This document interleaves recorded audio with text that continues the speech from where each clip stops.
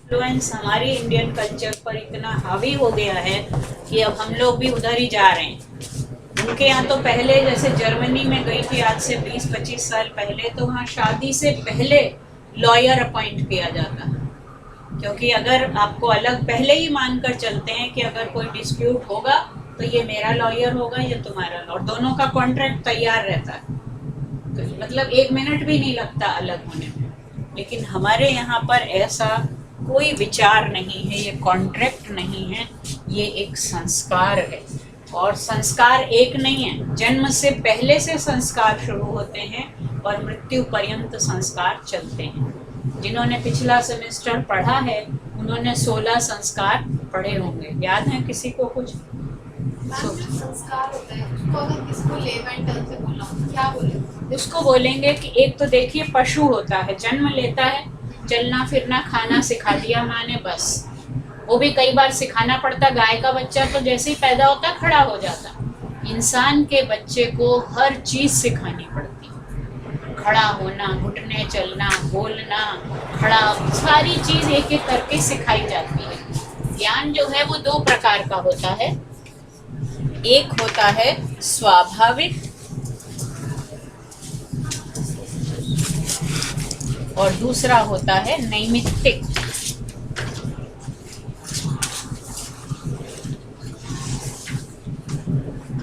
तो इधर तो थोड़ा ट्रैफिक आज बहुत लोग मेट्रो में भी फंसे हुए, पता नहीं क्या है। तो 2 प्रकार का जो ज्ञान है वो सारे मनुष्य से अलावा जितनी भी योनियां हैं उन सब का ज्ञान स्वाभाविक है। शेर के बच्चे को सिखाया नहीं जाता कि शिकार कैसे करना है, चिड़िया अपने बच्चे को सिखाती नहीं है कैसे उड़ना है, वो अपने आप ही एक दिन सीख जाता है। लेकिन मनुष्य के बच्चे को हर चीज सिखानी पड़ती है, वो नैमित्तिक ज्ञान है, इंस्ट्रूमेंटल नॉलेज है, दिस इज नेचुरल। तो जब हम कोई उसको सिखा सकता है, इसका मतलब कि वो सीखते सीखते परिष्कार भी कर सकता है।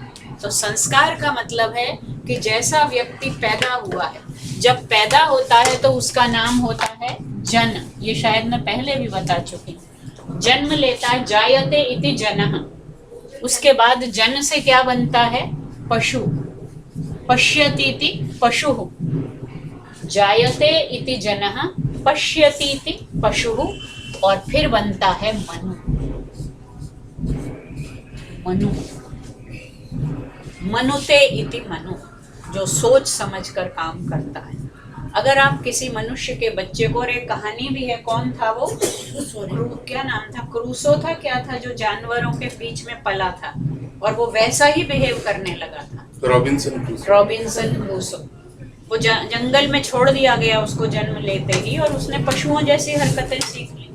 वही बच्चा एक किसी साधारण ग्रह में, जहाँ संस्कार नहीं, संस्कार का मतलब है उसको पॉलिश करना, नर्चर करना, नरिश करना, खाने पीने से नहीं, उसको अच्छा और बुरे का विवेक सिखाना। आप किन्हीं 2 बच्चों को देखिए जो लोग स्कूल में पढ़ाते हैं, 2 बच्चों के बिहेवियर में आपको अंतर मिलता है। बच्चों के नहीं, बड़ों में भी मिलता है। कोई व्यक्ति होता है बहुत ही अच्छे तरीके, जिसको हम कहते हैं ये सिविलाइज्ड पर्सन है, वेल मैनर्ड है, और दूसरा जिसको सिखाया ही नहीं गया। तो दोष उस व्यक्ति का नहीं है, उसे संस्कार नहीं है। संस्कार का मतलब है पॉलिशिंग द पर्सनैलिटी, उसको चमकाना, मांझना। आजकल तो बर्तन वो वाले आते हैं जो पानी में डालो और धुल जाते हैं। पहले धातु के बर्तन होते थे, पीतल के, तांबे के, उनको रगड़ रगड़ कर चमकाना, ये संस्कार होता है। मांझ मांझ कर उसको चमकाना, ये है संस्कार। और मनु ने कहा है, जन्मना जायते शूद्रः संस्कारात् द्विज उच्यते। जन्म से तो हम सब शूद्र ही पैदा होते हैं। जिस मनुस्मृति में, हाँ, जन्मना जायते शूद्रः, प्रसिद्ध तो उसी नाम से है। अब पता नहीं कौन से संस्करण में है या नहीं है, लेकिन श्लोक काफी प्रचलित है। जन्मना जायते शूद्रः संस्कारात् द्विज उच्यते।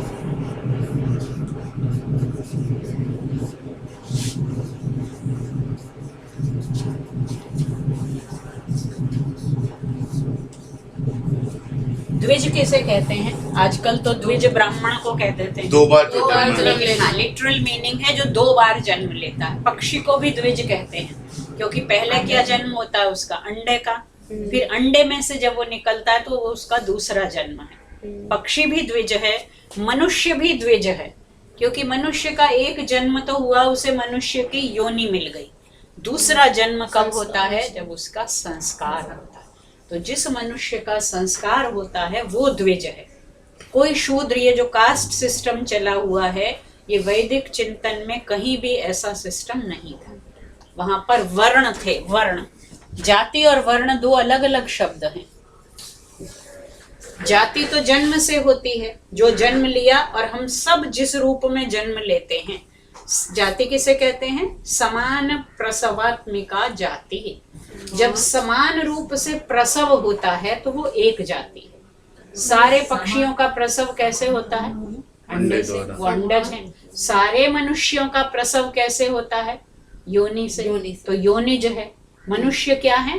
योनिज। तो मनुष्यत्व एक जाति है, पशुत्व एक जाति है क्योंकि वे सब द्विज होते हैं, द्विपाद होते हैं, सॉरी, उनके 2 पैर होते हैं।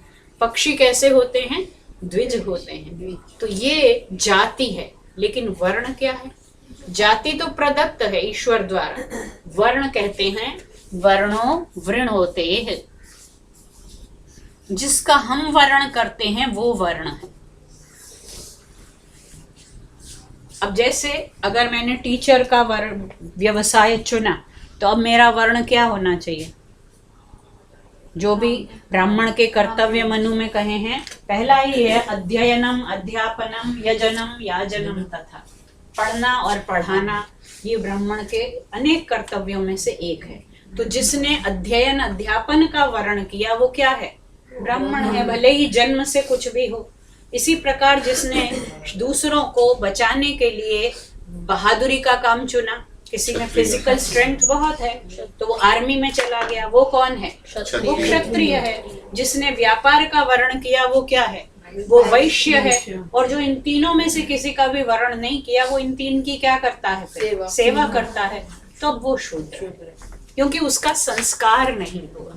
जिसका भी संस्कार होता है वो क्या बन जाता है? द्विज। उसका भी यदि संस्कार किया जाए तो ये भी मनु में आया है, ब्राह्मण शूद्रतामेति शूद्रश्चैति ब्राह्मणताम। ब्राह्मण शूद्र बन सकता है जिसका जन्म ब्राह्मण कुल में हुआ है। अगर वो ब्राह्मण के कर्तव्यों का पालन नहीं करता है तो वो शूद्र हो जाएगा। और जो शूद्र है यदि वो ब्राह्मण वर्ण के कर्तव्यों को सीखता है, उनको अपनाता है, तो वो क्या हो जाता है? वो ब्राह्मण हो जाता है। लेकिन दुर्भाग्य से आज क्या हो रहा है? आज जन्म से ही हमने सब कुछ कर दिया। अब वो जिस कुल में पैदा हो गए वही हमारा जाति है, वही हमारा वर्ण है। लेकिन वास्तव में तो समाज में ऐसा नहीं है। आप देखिए, जरूरी नहीं है कि जिसके पिता जो व्यवसाय करते हो पुत्र भी वही करे। और करेगा तो अगर उसका मन नहीं है तो वो अच्छा नहीं करेगा। आप उसको जबरदस्ती उसमें डालेंगे बिना उसकी इच्छा के तो वो उसमें एक्सेल नहीं कर पाएगा। और मैंने आपको वेद का ही, ऋग्वेद का मंत्र बताया था जिसमें वो कहता है कि मेरे पिता जो हैं वो क्या हैं? वो कि मैं कौन हूँ? कारु रहम। मैं तो कारु हूँ, कलाकार हूँ, शिल्पकार हूँ, बढ़ई हूँ। कारु रहम ततो भिषक। मेरे पिता क्या हैं? वैद्य हैं। उपल प्रक्षिणी नना। और माँ क्या करती है? पत्थर तोड़ती है। तो वो लेबर का काम करती है। पिता वैद्य हैं और मैं कौन हूँ? एक ही परिवार में 3 लोग अलग अलग व्यवसाय कर रहे हैं, चुन रहे हैं। इसका मतलब वहां पर वर्ण की स्वतंत्रता थी या नहीं? नहीं तो पिता वैद्य हैं, पुत्र को भी क्या होना था? वैद्य। और वैद्य की पत्नी को क्या होना था? वैद्या ही होना था। लेकिन ऐसा नहीं। तो वैदिक चिंतन में कहीं भी जाति प्रथा तो है ही नहीं। वर्ण व्यवस्था नहीं है वर्ण की। लेकिन वर्ण शब्द का ये अर्थ है कि जो जिसका वर्ण करता है वही उसका वर्ण होता है। और अभी हम देखेंगे विवाह के प्रसंग में भी वर वधु का चुनाव करता है और वधु वर का चुनाव। स्वयंवर की प्रथा वैदिक चिंतन से चली आ रही है। और आपने देखा रामायण में और महाभारत तक चल रही थी वो प्रथा। यद्यपि वो बिगड़ चुकी थी क्योंकि उनके पिता ने क्या कर दिया? शर्तें लगा दी कुछ कुछ। वस्तुतः ऐसा नहीं था, पूर्ण स्वतंत्रता थी वधू को और वर को। वहां पर तो जनक ने एक शर्त लगा दी, उधर उन्होंने जब द्रौपदी का स्वयंवर हुआ उसमें भी शर्त लगा दी। तो ये शर्त लगा के किया गया स्वयंवर स्वयंवर नहीं है। गांधारी को तो बताया ही नहीं गया कि उसका विवाह एक जन्मांध के साथ किया जा रहा है, और वो राजनीतिक कारणों से उसका विवाह कर दिया गया। उसी के प्रतिशोध में उसने अपनी आंखें हमेशा के लिए क्या कर ली थी, पट्टी बांध ली थी। तो हम बात कर रहे थे संस्कार की। 16 संस्कार हैं। किसी को नाम मालूम है कुछ 2-4 के? एक तो विवाह संस्कार तो हम आज करेंगे। उपनयन सबका सबसे पहले उपनयन भी बाद में होता है, जन्म नामकरण से भी होता है। पहले नामकरण गर्भाधान सबसे पहला है।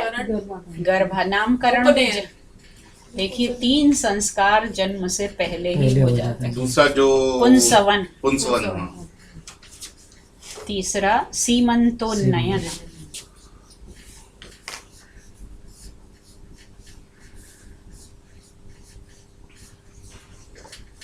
तीन शब्द होते हैं ना, एक है संस्कृति, एक है विकृति और एक है प्रकृति।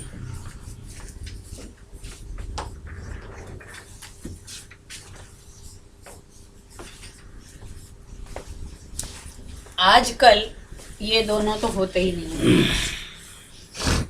सीमंतोन्नयन किसी रूप में होता है, लेकिन उस रूप में नहीं होता जो कि वैदिक चिंतन में था।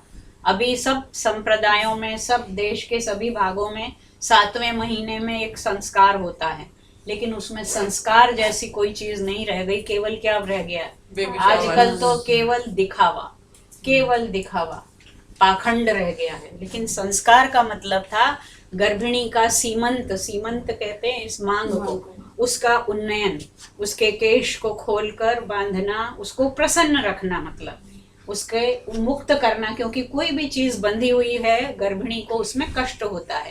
तो गर्भिणी स्त्री की प्रसन्नता के लिए और उसके सुखपूर्ण प्रसव के लिए ये संस्कार किया जाता था। और गर्भाधान मतलब गर्भ का आधान भी माता पिता संकल्प पूर्वक, विचार पूर्वक करते थे। और विवाह का उद्देश्य ही क्या था? विवाह का उद्देश्य संतान की उत्पत्ति ही था। उसमें आज जो हमारा विवाह का उद्देश्य है वो बिल्कुल बदल गया। आजकल तो संतान उत्पन्न ही नहीं करना चाहते, शादी करते हैं बच्चे, लेकिन वो लोग बच्चे नहीं पैदा करना चाहते। क्यों? क्योंकि उसमें जिम्मेदारी आती है। और हमारे यहाँ वैदिक चिंतन में कोई भी मनुष्य जो पैदा होता है, ये बात आपने पहले भी सुनी होगी कि वो 3 ऋण लेकर ही जन्म लेता है। पैदा होते ही उसके सर पर 3 ऋण हैं। कौन कौन से? देव ऋण, ऋषि ऋण और पितृ ऋण। और पितृ ऋण से कब मुक्त होते हैं? जब संतान को उत्पन्न करके उसका भरण पोषण करते हैं, तभी पितृ ऋण से मुक्त हो सकते हैं। इसलिए गर्भाधान एक बहुत ही महत्वपूर्ण उद्देश्य है। एक तरफ वर्ण व्यवस्था है, दूसरी तरफ आश्रम व्यवस्था है।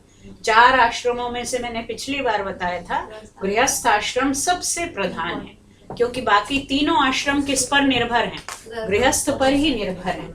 और गृहस्थ वो आश्रम है जो समाज के नागरिकों का सृजन करता है और निर्माण करता है।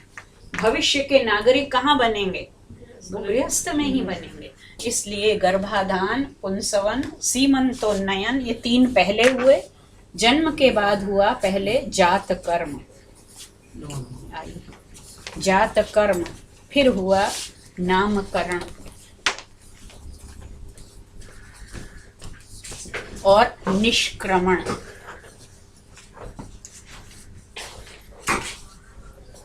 जात कर्म कौन सा संस्कार है? क्या करते हैं उसमें? जिन लोगों के बच्चे हैं, अगर उन्होंने किया हो, जन्म लेते ही बच्चे की जिह्वा पर शहद से, सोने की या चांदी की सलाई से ओम लिखा जाता है और कान में उसके पिता ही करता है, पिता ये संस्कार करता है, जात कर्म। और वो उससे कहता है को असी कतमो असी, तुम कौन हो, कहाँ से आए हो? फिर उसने कहा आत्मा वही पुत्र नामासी, तुम तो मेरे आत्मा से उत्पन्न मेरे पुत्र या पुत्री हो। आत्मज कहते हैं उसको। संतान को क्या कहते हैं? आत्मज और आत्मजा। तो जात कर्म पिता द्वारा किया जाता है जन्म लेते ही। आजकल ये संस्कार, क्योंकि सब कहाँ पैदा हो रहे हैं बच्चे? हॉस्पिटल में। डॉक्टर और नर्सों के संस्कार जन्म लेते ही मिल रहे हैं उनको। और ये वहाँ पर वीडियोग्राफी भी होने लगी है। सब कुछ हो रहा है, लेकिन जो होना चाहिए वो नहीं हो रहा। नामकरण, जन्म से पहले ही नाम लिख देना पड़ता है वहाँ आजकल। तो बर्थ सर्टिफिकेट बनाना है तो नाम पहले सोच के रखो। लेकिन नामकरण के भी मनु को आप पढ़ेंगे, उसने बहुत सारे नियम विधान दिए हैं। नाम कैसा होना चाहिए, लड़कों का कैसा, लड़कियों का कैसा, और कैसा नहीं होना चाहिए ये भी बताया। मैम ये जो सारे संस्कार हैं, इनको अगर कहीं पे पढ़ना हो डिटेल में तो कौन? संस्कार विधि। संस्कार प्रकाश भी है किताब। नहीं, संत्यार्थ प्रकाश में सारे संस्कार नहीं है। संस्कार प्रकाश, हाँ वो भी होगी। वो है। संस्कार विधि वो है। ये मैम किसकी है? दयानंद सरस्वती। फिर इस पर व्याख्याएं लिखी गई हैं। संस्कार चंद्रिका, संस्कार प्रकाश, संस्कार विधि, तीन हो गए। फिर है अन्नप्राशन। ये होता है अभी कि नहीं कुछ आप लोगों के यहाँ? होता है। चौथे महीने में बच्चे को अन्न खिलाने का साउथ में तो होता है ज्यादा ये फॉलो होता है। निष्क्रमण। जब बच्चे 40 दिन के बाद बच्चे को पहली बार घर से बाहर निकालते हैं। वो तो घर में आता है आजकल। हाँ, आजकल तो कुछ हो ही नहीं ना। पहले 40 दिन तक, हाँ आप ठीक कह रहे हैं, आजकल तो प्रवेश होता है गृह निष्क्रमण। प्रवेश होता है हाँ, आजकल। लेकिन पहले घर से जब पहली बार बाहर ले जा रहे हैं वो भी एक संस्कार है। अन्नप्राशन। फिर है चूड़ाकर्म। चूड़ाकर्म क्या है? चूड़ा किसको कहते हैं? हाँ, नहीं तो मैंने कहा कहीं वो चूड़ा बताना। नहीं। चूड़ा जो है बालों की जो जूड़ी है, चूड़ा से ही जूड़ा शब्द बन गया। चूड़ा है नहीं, सिर पे जो जूड़ी बांधते हैं, जो बाल जो इकट्ठे हो जाते हैं, बच्चों के ऊपर जूड़ी बना देते हैं ना। राम और लक्ष्मण को देखिए आप, जब वो विश्वामित्र के साथ जाते तो यहाँ पे बांधे रहते हैं। तो ये मुंडन है, चूड़ा कर्म। चूड़ा कर्म। फिर कर्ण वेद, ये तो आजकल खत्म ही हो गया है। कानों की छिदवाना। हाँ, बोल के करते हैं वो छिदवाना। नहीं, लड़कियों के छिदवाते हैं वो भी जब चाहे किसी डॉक्टर से जाके। हमारे में है। लेकिन ये पुरुष भी करवाते थे। करवाते हैं। और कर्ण वेद करने से, क्योंकि ऐसा कहते हैं नाड़ियां जुड़ी हुई हैं, तो कर्ण में पहले हमारे तो परिवार में लोग पहनते भी थे, एक कान में छोटी छोटी राजस्थान के तरफ अभी भी पुरुष पहनते हैं। पहनते हैं। उसका नर्व्स के साथ संबंध है, पैर से लेकर कान तक जुड़ी हुई है। कर्ण वेद। फिर है, अब ये आया उपनयन। किसी ने आप में से बोला था ना उपनयन, तो 10वां संस्कार है। 9 हो चुके इससे पहले। इसमें वर्णों का ज्ञान देना शुरू करते हैं। नहीं, उपनयन मतलब उसका यज्ञोपवीत संस्कार। अच्छा, ये यज्ञोपवीत संस्कार। उपनयन माने पास ले जाना। उप माने समीप, ले जाना किसके? आचार्य के समीप ले जाना। और फिर वहां पर क्या होगा? वेदारंभ संस्कार। ये है वर्णों का ज्ञान। वेदारंभ संस्कार। उपनयन में जो आप यज्ञोपवीत बोलना गलत है ना? गलत अब बोलते तो वही हैं ज्यादातर, हम भी कई बार वही बोल देते हैं। लेकिन शुद्ध यज्ञोपवीत। वाई जे वाई होता है। JN with that slanting। तो उपनयन हो गया यज्ञोपवीत। अब उसको इतनी समझ आ गई है कि वो 3 धागे वाला त्रिवृतकरण जो है कि 3 ऋण उसे भी चुकाने, अब वो इस योग्य बन रहा है। जनेऊ। अच्छा, वो तो 3 धागे ये प्रेजेंट करते हैं। हाँ, तो वो यहाँ पर ये जनेऊ, जिसको आजकल अब तो शादी से कुछ दिन पहले ही होने लगता है। बचपन में तो कराते नहीं है। और शादी होने से, क्योंकि शादी एक ऐसा सबसे इम्पोर्टेंट संस्कार है जो अभी चल रहा है। हालांकि वो मैंने जैसा बताया, सारा दिखावा, प्रदर्शन, पाखंड शादी में बढ़ गया है। और ये जो संस्कार होता है विवाह का, वो कहेंगे पंडित जी जरा जल्दी जल्दी, जितना जल्दी करेंगे उतने ज्यादा पैसे। तो पंडित जी को क्या है, उनका भी फोटोग्राफर्स कर रहे हैं आजकल तो शादी, कैमरामैन और फोटोग्राफर कर बस वही करते हैं। तो उस संस्कार का जो महत्व है, उस विवाह संस्कार से पहले इतने सारे संस्कार हो चुके हैं।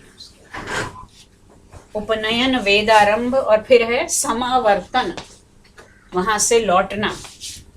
देखिए सबका उपनयन हो रहा है, सबका वेदारंभ हो रहा है, सब वेद पढ़ना शुरू कर रहे हैं।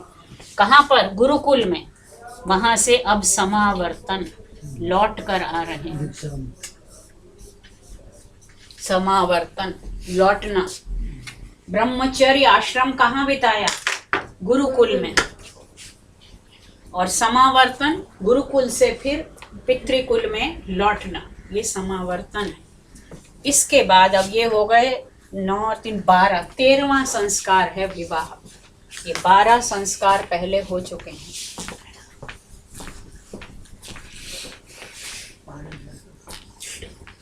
विवाह के बाद तो शायद जो संस्कार बचे हैं बस एक ही वानप्रस्थ, बचता है वो भी आजकल होता ही नहीं है। वानप्रस्थ, फिर सन्यास, ये भी नहीं होता है, कोई कोई करता है, सब तो करते नहीं है। और अंत में है अंत्येष्टि। और ये भी आजकल किस तरह हो रही है? विधिवत नहीं होती। अटल बिहारी वाजपेयी जी का जब संस्कार हुआ, मतलब इतने बड़े व्यक्ति, प्रधानमंत्री, और टीवी पे क्योंकि सारा आ रहा था, उसमें जो मंत्र बोलने चाहिए कोई मंत्र नहीं, आहुतियां दी जा रही हैं लेकिन मंत्र नहीं बोले गए, क्योंकि ज्ञान ही नहीं है आजकल।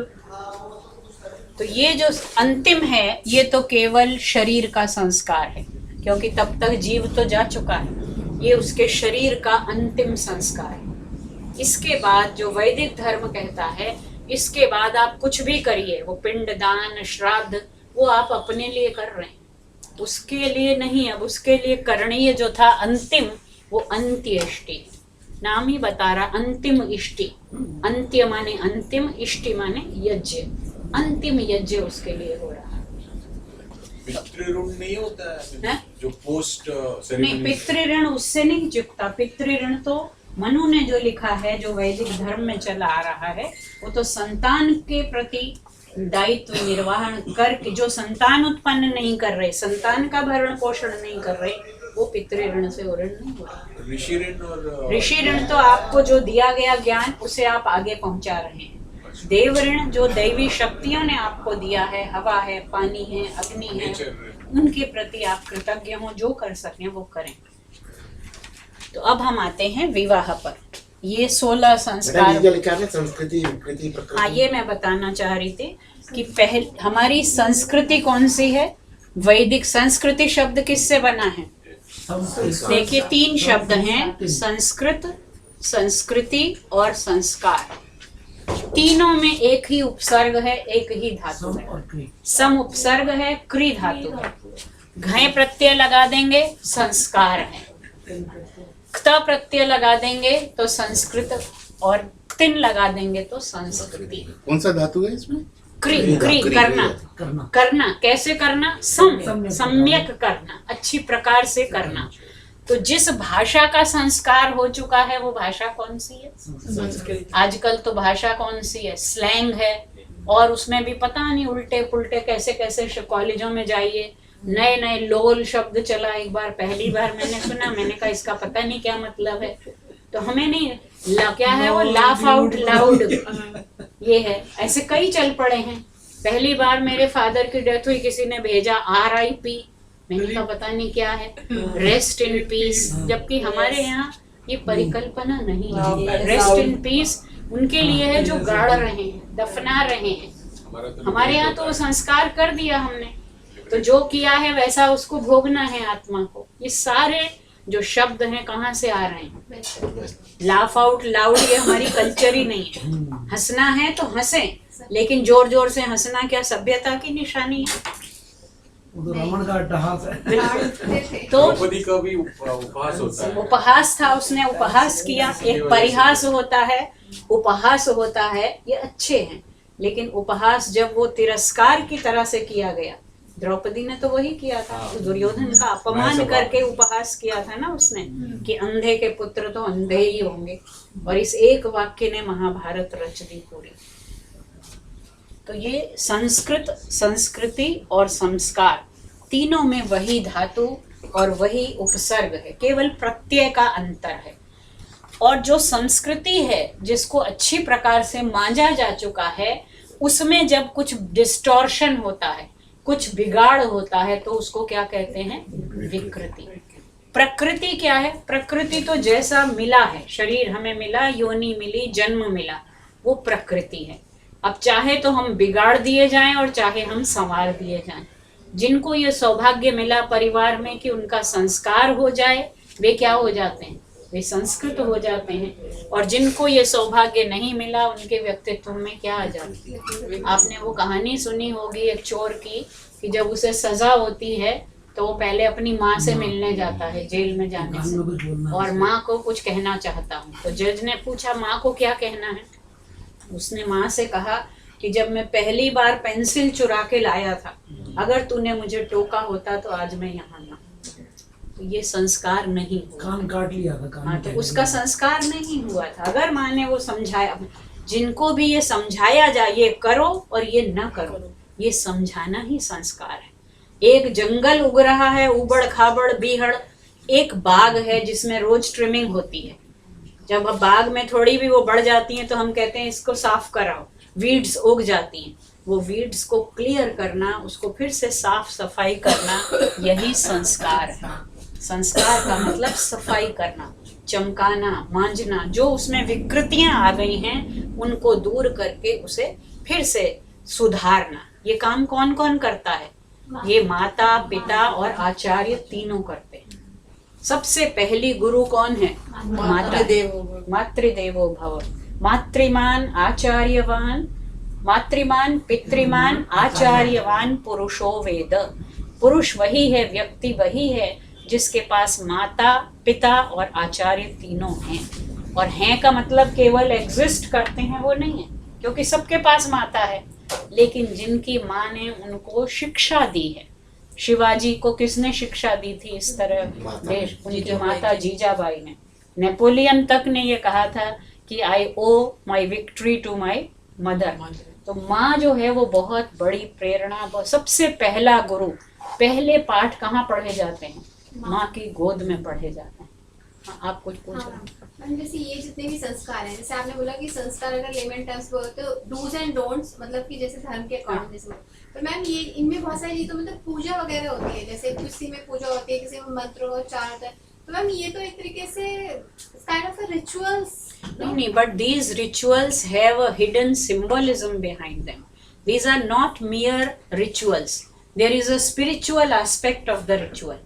But the problem today is that we are only following the ritual without understanding the spiritual significance. तो अब यही तो मैं बता रही हूँ, बच्चा तो अभी भी जात कर्म तो हो रहा है, जन्म का कर्म, लेकिन वो संस्कार की जन्म लेते ही उसको ये संदेश देना कि तुम केवल शरीर नहीं हो, तुम्हें नई योनि मिली है, लेकिन अब तुम कहाँ से आए हो और कहाँ को असी कतमो सी, कहाँ से आए हो, किस देश से आए हो और कहाँ जाना है। फिर उसने कहा कि तुम तो मेरी आत्मा हो, आत्मा वही पुत्र नामासी त्वम जीव शरदः शतम। तो ये इन सब संस्कारों में जो रिचुअल के पीछे स्पिरिचुअलिटी है, दैट इज द इम्पोर्टेंट। अब पढ़ना तो आप जाते हैं, बच्चा पैदा होता है, नर्सरी में आजकल एडमिशन के लिए एनरोल करना पड़ता है, लेकिन उसमें और इसमें क्या अंतर है? वहां पर हम गुरु के पास ले जा रहे हैं उपनयन के लिए और फिर गुरु के पास छोड़ देते हैं। अब माता पिता ने 5 साल तक लालन पालन, जो भी उसमें ये भी कहा गया है कि लालयेत 5 वर्षाणि 10 वर्षाणि ताड़येत, 5 वर्ष तक लाड करना चाहिए, तब तक माता पिता के पास रहे। फिर 10 वर्ष तक उसकी ताड़ना होनी चाहिए, डांट नहीं, मारना चाहिए, ताड़ना, ताड़येत। और प्राप्ते तु षोडशे वर्षे, फिर 6 वर्ष बाद जब वो 16 का हो जाए, पुत्रम मित्र वदाचरे, फिर पुत्र को मित्र के समान समझ। तो भी सही है, कहीं पे पढ़ा था मैंने। नहीं तो ये साइकोलॉजिकल था। आज तो टीचर डांट नहीं सकती है बच्चे को, डांट दिया तो माँ बाप अगले, क्योंकि पैसा दे रहे हो तो इसलिए वो पेड एम्प्लॉई है, और पेड एम्प्लॉई आपके बच्चे का संस्कार नहीं कर सकता। हम लोगों को याद है हमारे टीचर कितना मारते थे गांव में, हम तो सरकारी स्कूल में पढ़े, वो पेंसिल मतलब मुझे नहीं मार पड़ी उस तरह लड़की होने के कारण, लेकिन इसमें उंगली में पेंसिल फंसा के और ऐसे ऐसे मारते थे, दबाते रहते थे। कुर्सी के नीचे भी धर लेते थे हाथ।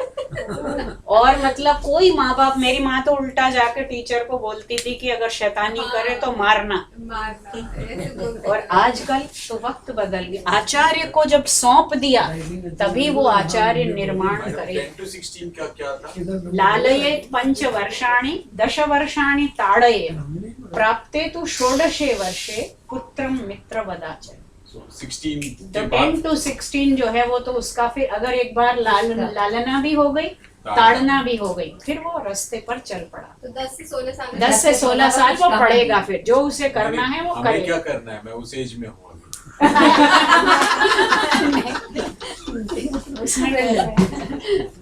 उसमें तो फिर वो उसको ना लाड़ की जरूरत है ना ताड़ना की, अब उसका संस्कार नहीं, हो इसमें गया। 10 वर्ष, ये तो नहीं 5 से लेकर 10 साल यानी 15 साल तक बच्चे के पढ़ना लिए है। पूछ रहा हूँ। नहीं लालयेत देखो, तुमने तो व्याकरण पढ़ी है संस्कृत की, द्वितीया क्यों लगी है? कालाध्वनोर अत्यंत संयोगे, तो पढ़ लेना उसको। नहीं, मैं इनके बात का जवाब नहीं उनकी मत दो, संस्कृत में तो नियम है ना, द्वितीया लगी है तो तक 5 वर्ष तक लाड करें, 10 वर्ष तक ताड़न करें और 16वां साल आने पर फिर उसे मित्र समझे, क्योंकि वो 10 से 16 के बीच में अब वो सीखेगा जो उसे सीखना तब चाहिए। क्या तो 10 वर्ष तो बीच में क्या करे 11 से वही सीख रहा है। उसमें वो पढ़ेगा, उसमें अब उसे ना लाड़ की जरूरत है, ना ही उसे अब मार की जरूरत है, अब वो बन चुका है। और वो कहा ही है, जब वो ना सुने, हाँ कोई जरूरी अगर वो नहीं है काम कि नहीं करे और ना नहीं, सुने, और वो तब है ना तो यन्नवे भाजने लग्नः संस्कारो नान्यथा भवे। कच्ची मिट्टी का जो घड़ा होता है उसी पर संस्कार हो सकता है। अब आप एक 60 साल के व्यक्ति को या हमारी उम्र के व्यक्ति को बदलना चाहें, अब नहीं बदल सकते। संस्कार कब होना चाहिए? वही कच्ची मिट्टी का जो घड़ा है तभी तक उस पर ही असर होता है, ये करना है और ये नहीं करना। फिर वो क्या बन जाती है? हैबिट बन जाती है, एंड हैबिट्स डाई हार्ड। ठीक है ना? चलिए अब आते हैं विवाह। मैं वैसे इस उम्र में भी ना बच्चे बदलना सिखा देते हैं। हाँ, एक शब्द और था ना, वो संस्कार का उल्टा क्या है? विकार। विकार, आजकल तो विकार ही विकार है, संस्कार तो है नहीं, संस्कारहीन समाज है हमारा। जिससे विकृति बना है वही धातु और उपसर्ग है उसमें। मैम संस्कार और संस्कृति नाम है आजकल, सिर्फ बच्चों के नाम रख दिए जाते हैं। हाँ संस्कार बिल्कुल और ठीक संस्कृति। कह रहे हैं, चाहे उन्हें मतलब पता ना हो। बिल्कुल ठीक।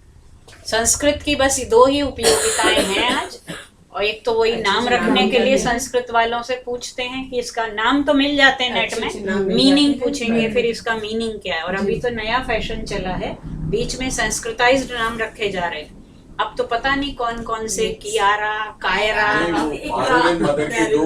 वो भी करते हैं, और वो ग्रीक नेम्स हैं, कोई पर्शियन नेम्स हैं, वो अलग अलग, मतलब कुछ नया होना है ना, इसलिए। चलिए अब है विवाह संस्कार की बात। और मैंने बताया आप लोगों के आने से पहले ऋग्वेद के 10वें मंडल का 85वां सूक्त, अथर्ववेद के 14वें कांड का पहला और दूसरा सूक्त, ये 3 सूक्त सूर्या, सावित्री, ऋषिका के द्वारा दृष्ट हैं। तीनों का शीर्षक, तीनों का जो कथ्य है वो विवाह है, विवाह सूक्त। और मैंने ऋग्वेद वाला तो आप लोगों को भेजा है, अथर्ववेद का जिनको चाहिए वो भी भेज दूंगी। अब विवाह शब्द कैसे बना है देखिए, वी उपसर्ग है, वह धातु है, वी उपसर्ग, वह माने होता है बोझा ढोना, ढोना, भारम वहते, भार को ढोता है। लेकिन वी लगा देने से क्या हो गया? विशेषण वाह, बड़ी खूबसूरती से, बोझा नहीं, दायित्व। दायित्व तो है, विवाह एक दायित्व है, गृहस्थाश्रम एक बहुत बड़ी जिम्मेदारी है। उस दायित्व का वहन करना कैसे? विशेषण, खूबसूरती से, सुंदरता से वहन करना विवाह। एक और भी शब्द है, वो है, सिर्फ उपसर्ग बदलेगा, जहाँ विवाह नहीं है, विवाह तो हो गया लेकिन अगर विशेषतया कोई वहन नहीं कर रहा है, वो भी क्या करता था पहले, निर्वाह तो करता ही था। अब तो वो भी खत्म है। अब विवाह नहीं है, निर्वाह भी नहीं करना है। विवाह होने से पहले ही, जैसा मैंने बताया, जर्मनी में पहले दोनों के लॉयर अपॉइंट होते हैं, कॉन्ट्रैक्ट तैयार होते हैं, प्रीनuptial एग्रीमेंट, वो ऐड भी आता है एक, 6 महीने तक तुम मेरी हो। पहले 1 साल बोल जाता है, फिर 6 महीने प्रोबेशन। एग्जैक्टली। तो ये विवाह, निर्वाह, निर्वाह गुजारा करना, किसी तरह ढोना मतलब। लेकिन अभी तो वो भी खत्म। क्यों ढोना? अगर नहीं है तो खत्म। किंतु वैदिक चिंतन में निर्वाह भी नहीं है, वहां तो केवल ये विवाह। और ये विवाह शब्द ऋग्वेद में मिल रहा है। इसकी ऋषिका सूर्या सावित्री है और देवता क्या है, वहां पर विवाह है। तो इसका मतलब विवाह की प्रथा ऋग्वेद से चली आ रही है। और वो हम जब मंत्र देखेंगे तो उसमें आपको और भी अधिक ये बात निखर कर आएगी। जैसे शुरू में मैंने कहा था, वैदिक चिंतन में यथा पिंडे तथा ब्रह्मांडे, तो केवल जो भी कुछ कहा जा रहा है केवल व्यावहारिक स्तर पर नहीं है। वहाँ विवाह हो रहा है एक पुरुष और स्त्री के बीच में, तो वो समाज में हो रहा है, व्यवहार पर हो रहा है। लेकिन ब्रह्मांड में भी ये विवाह चल रहा है।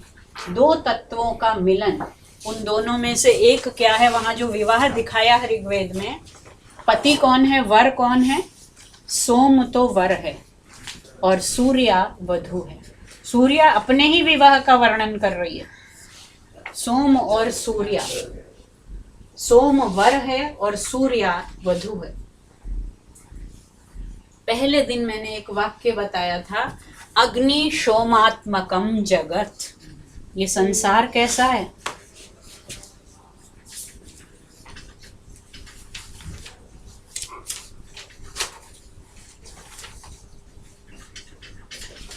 ये जगत अग्नि और सोम से मिलकर बना है। अग्नि माने ऊष्मा, ऊर्जा, सोम माने शीतलता। सूर्य और चंद्र समझ लीजिए, सोम चंद्र है और अग्नि कौन है, सूर्य है। तो सूर्य और चंद्र, अग्नि और सोम, इन दोनों से मिलकर ये जगत बना है। तो जगत में 2 तत्वों का होना जरूरी है। और ऐसे मैंने बहुत से युगल आपको बताए थे, अमृत और मृत्यु, रई और प्राण, द्युलोक और पृथ्वी लोक, उसी प्रकार सोम और सूर्य। तो यहाँ जो ये विवाह बताया है, ये ब्रह्मांड में भी चल रहा है। द्यु और पृथ्वी का विवाह होता है। कैसे होता है? पृथ्वी अपने आप सस्टेन कर सकती है? Any planet can sustain on itself, और there is some interconnection, interplay, there is. अगर सूरज आज नहीं निकला है मान लीजिए, तो क्या हालत हो रही है पृथ्वी पर? तो वो सूर्य जो है वो द्युलोक है और ये पृथ्वी जो है पृथ्वी लोक है। सूर्य वो वर है और पृथ्वी वधू है। द्यावा पृथ्वी भी कहते हैं इसको। जो द्यु है वो पिता है और माता पृथ्वी मही इयम्। द्यौ पिता, वो पिता है और माता कौन है, पृथ्वी है। वहां से सोलर एनर्जी आती है और यहाँ से उसको क्या मिलता है, जो गीता ने कहा है, देवान भावयतानेन ते देवाः भावयन्तु वः। आप देवताओं को प्रसन्न कीजिए और देवता आपको प्रसन्न करें। तो यही देव यज्ञ है, यही देव ऋण से उऋण होना है। तो विवाह का एक प्रकरण कहाँ चल रहा है, cosmic marriage, cosmic conjunction is going on every moment. और एक है जो व्यावहारिक धरातल पर मनुष्यों के बीच विवाह का, और उसमें भी इससे क्या संकेत मिलता है कि एक को कैसा होना चाहिए, एक को ठंडा होना तेजस्वी। ठंडा किसे होना चाहिए, दिख रहा है वो स्त्रीलिंग है, सूर्या, ऋषिका है वो तो, सूर्यास। और किसकी पुत्री है, सावित्री, वो सविता की पुत्री है, इसलिए वो तो तेजस्विनी है। ठंडा किसको होना है, सोम को, सोम वर है। तो एक ठंडा और एक गर्म, एक शीतल और एक उष्ण, तब 2 तत्वों के मिलन से सृष्टि होती है। ब्रह्मांड में जो चल रहा है विवाह, उससे सृष्टि होती है ब्रह्मांड के स्तर पर, और समाज में व्यवहार में जो चल रहा है उससे मानवीय सृष्टि होती है। अगर विवाह ना हो तो मानवीय सृष्टि नहीं होगी। अभी आजकल तो कुछ भी हो रहा है, अप्राकृतिक भी हो रहा है, नए नए कानून बन रहे हैं, आप जानते हैं। लेकिन ये सब जो सिखाया जा रहा है वेद में, ये प्रकृति के नियमों के अनुसार है। That is the beauty and the sustainability of the वैदिक मॉडल। क्योंकि ये जो बता रहे हैं, जो ऋत है, ऋत के पहला ही जो मंत्र है इस सूक्त का, वो वही है, ऋतेनोत्तभिता सत्येनोत्तभिता भूमि। धरती को सत्य ने संभाला हुआ है और ऋत ने देव को संभाला हुआ है। तो ये ऋत और सत्य भी एक युगल है, पहले बता चुकी हूँ। ऋत और सत्य, रई और प्राण, तम और ज्योति, मृत्यु और अमृत, सत और असत, और अग्नि और सोम। तो ये बहुत सारे ऐसे युगल हैं जो एक दूसरे के साथ मिलते हैं तो सृष्टि होती है। सृष्टि के लिए दो तत्वों का मिलन आवश्यक है। मैम युगल इज द काउंटर पार्ट, मतलब युगल is the companion, pair, twin. तो सोम और सूर्य का विवाह इसमें बताया है। और बहुत सारे मंत्र, उनमें से मैं कुछ मंत्र, पहला मंत्र जो मैंने कहा, सत्येनोत्तभिता भूमि, धरती को सत्य ने संभाला हुआ है। सूर्येण उत्तभिता द्यौ, और उसको द्युलोक को किसने संभाला हुआ है? सूर्य ने। ऋतेन आदित्याः तिष्ठन्ति, और ऋत से सारे आदित्य, अदिति के पुत्र, सारी दिव्य शक्तियां अपनी अपनी जगह पर टिकी हुई हैं। जितने भी दिव्य शक्तियां हैं, वायु है, चंद्र है, जल है, ये सब किसने ठहराई हुई हैं? सूर्य और चंद्र गिरते क्यों नहीं है? कोई भी चीज आप ऊपर तिनका भी उड़ाइए तो वो कहाँ आ जाता है? नीचे। लेकिन इतना भारी भारी जो प्लैनेट्स हैं वो टिके हुए हैं, किसके कारण? ऋतेन आदित्याः तिष्ठन्ति, ऋत के कारण। What is rita? Rita is the cosmic balance, cosmic order. Rita is the most important Vedic principle. Rita is the cosmic order and satya is the moral order. सत्य हमारे भीतर है और ऋत जो है वो प्रकृति में है। ऋत से ही ऋतु शब्द बना है। आज ऋतु चक्र क्या हो चुका है? डिस्टर्ब हो चुका है। क्यों? क्योंकि हम ऋत का पालन नहीं कर रहे। प्राकृतिक शक्तियां ऋत का पालन कर रही हैं, लेकिन हम पालन नहीं, हम उसको क्या कर रहे हैं? बिगाड़ रहे हैं। तो ये सारा जो ये मॉडल है, इसीलिए हजारों हजार साल से चल रहा है और चलता रहेगा, क्योंकि घूम फिर कर फिर कहाँ लौटेंगे? यही लौटेंगे। तो दिस इज द साइंस और the scientific principle which is most sustainable. अब आगे आ जाइए, इसमें लिखा हुआ है पहले से 5वें मंत्र तक तो सोम का वर्णन है। तो उनका देवता कौन है? सोम है। 6ठे से 16 और 17 ये फिर सोम है। 20 से 18, फिर 19वें में चंद्रमा है। 19वें में चंद्रमा है। 20 से 28 पर आइए, लिखा हुआ है नृणाम विवाह मंत्रा आशीर प्रायः। ये मनुष्यों के विवाह के मंत्र हैं और इनमें प्राय आशीर्वाद दिए गए हैं। तो अब चलते हैं 20वें मंत्र पर। आपके पास उसमें है, इससे पहले 9वां मंत्र देख लीजिए। आपके पास तो पुस्तक है, नहीं तो अपने उसमें देखिए 9वां।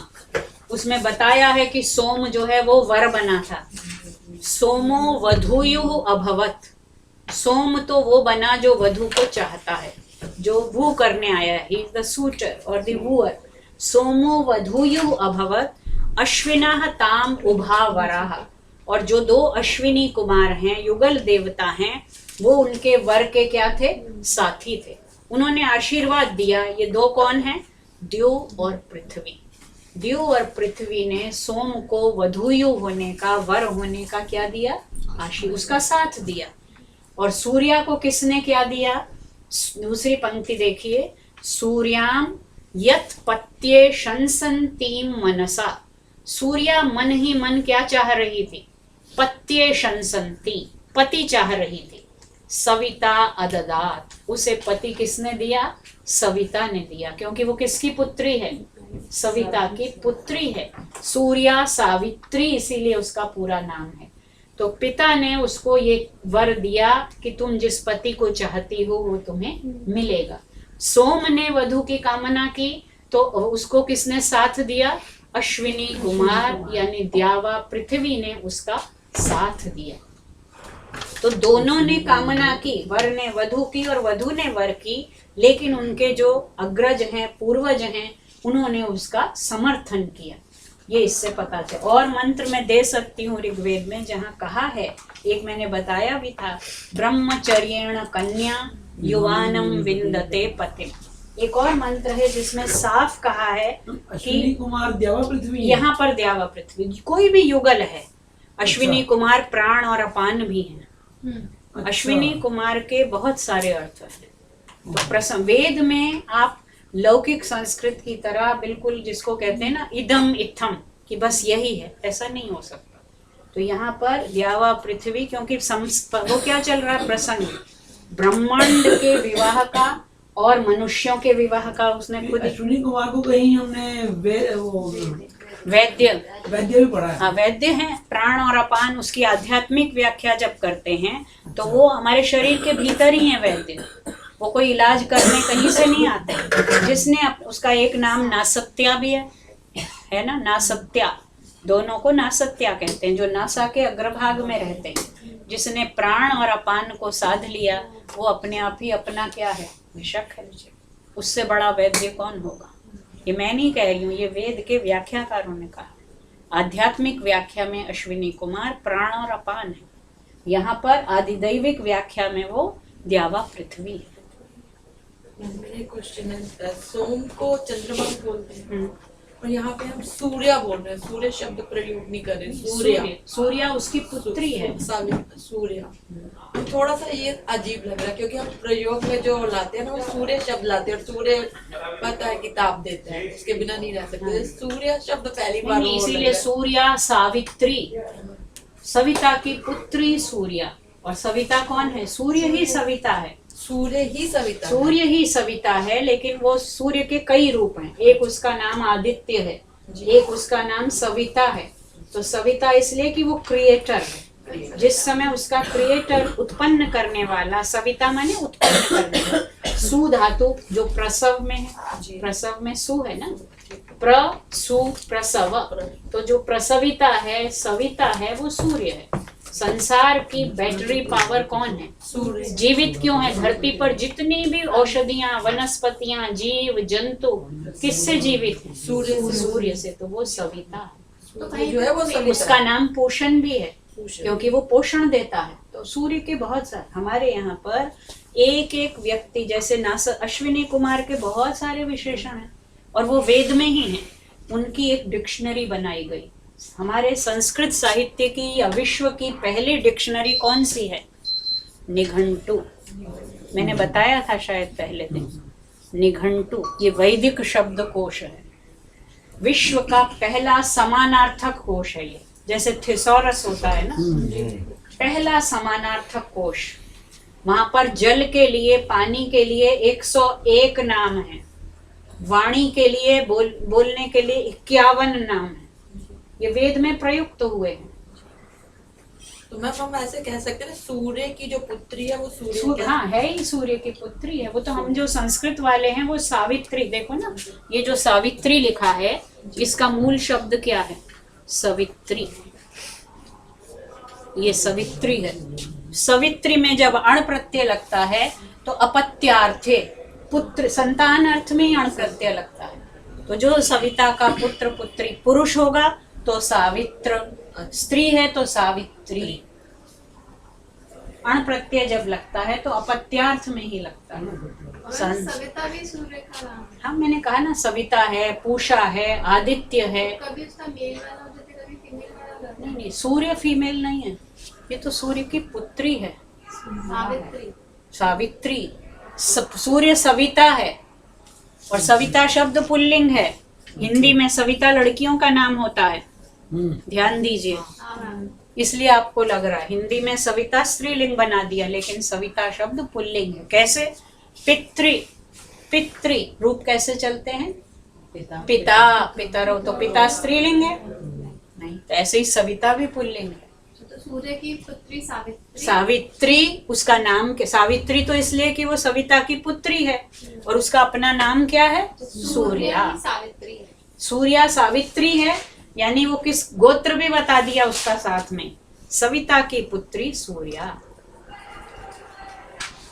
पिता के भी कई नाम हैं, उनमें से एक नाम पुत्री ने ले लिया, कौन सा? सूर्य से सूर्या।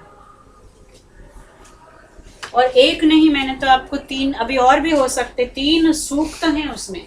ऋषिका है, वो ऋग्वेद की ऋषिका है, तो ऋग्वेद ने खुद उसको ऋषिका कहा है, तो उस बारे में हम कोई विवाद कर ही नहीं सकते, कोई जरूरत ही नहीं है।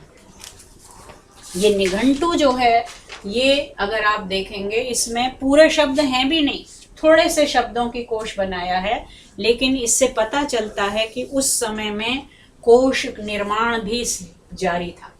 इस निघंटु में जो मिलता है, 14 पुराने निघंटुओं के नाम दिए हैं, वो लुप्त हो चुके हैं।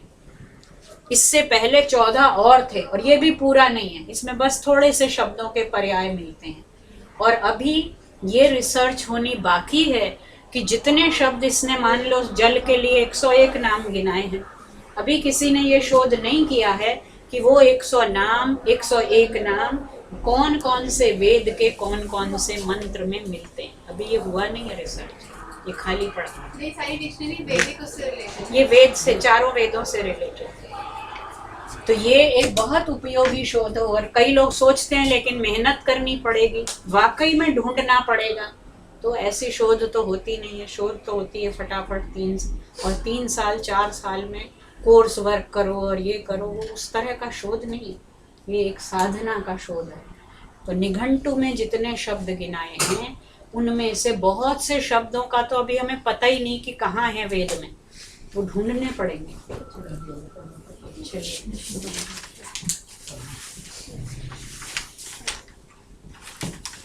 अब आ जाइए 26वें मंत्र पर, क्योंकि 20 से 28 जो हैं वो आशीर्वाद हैं।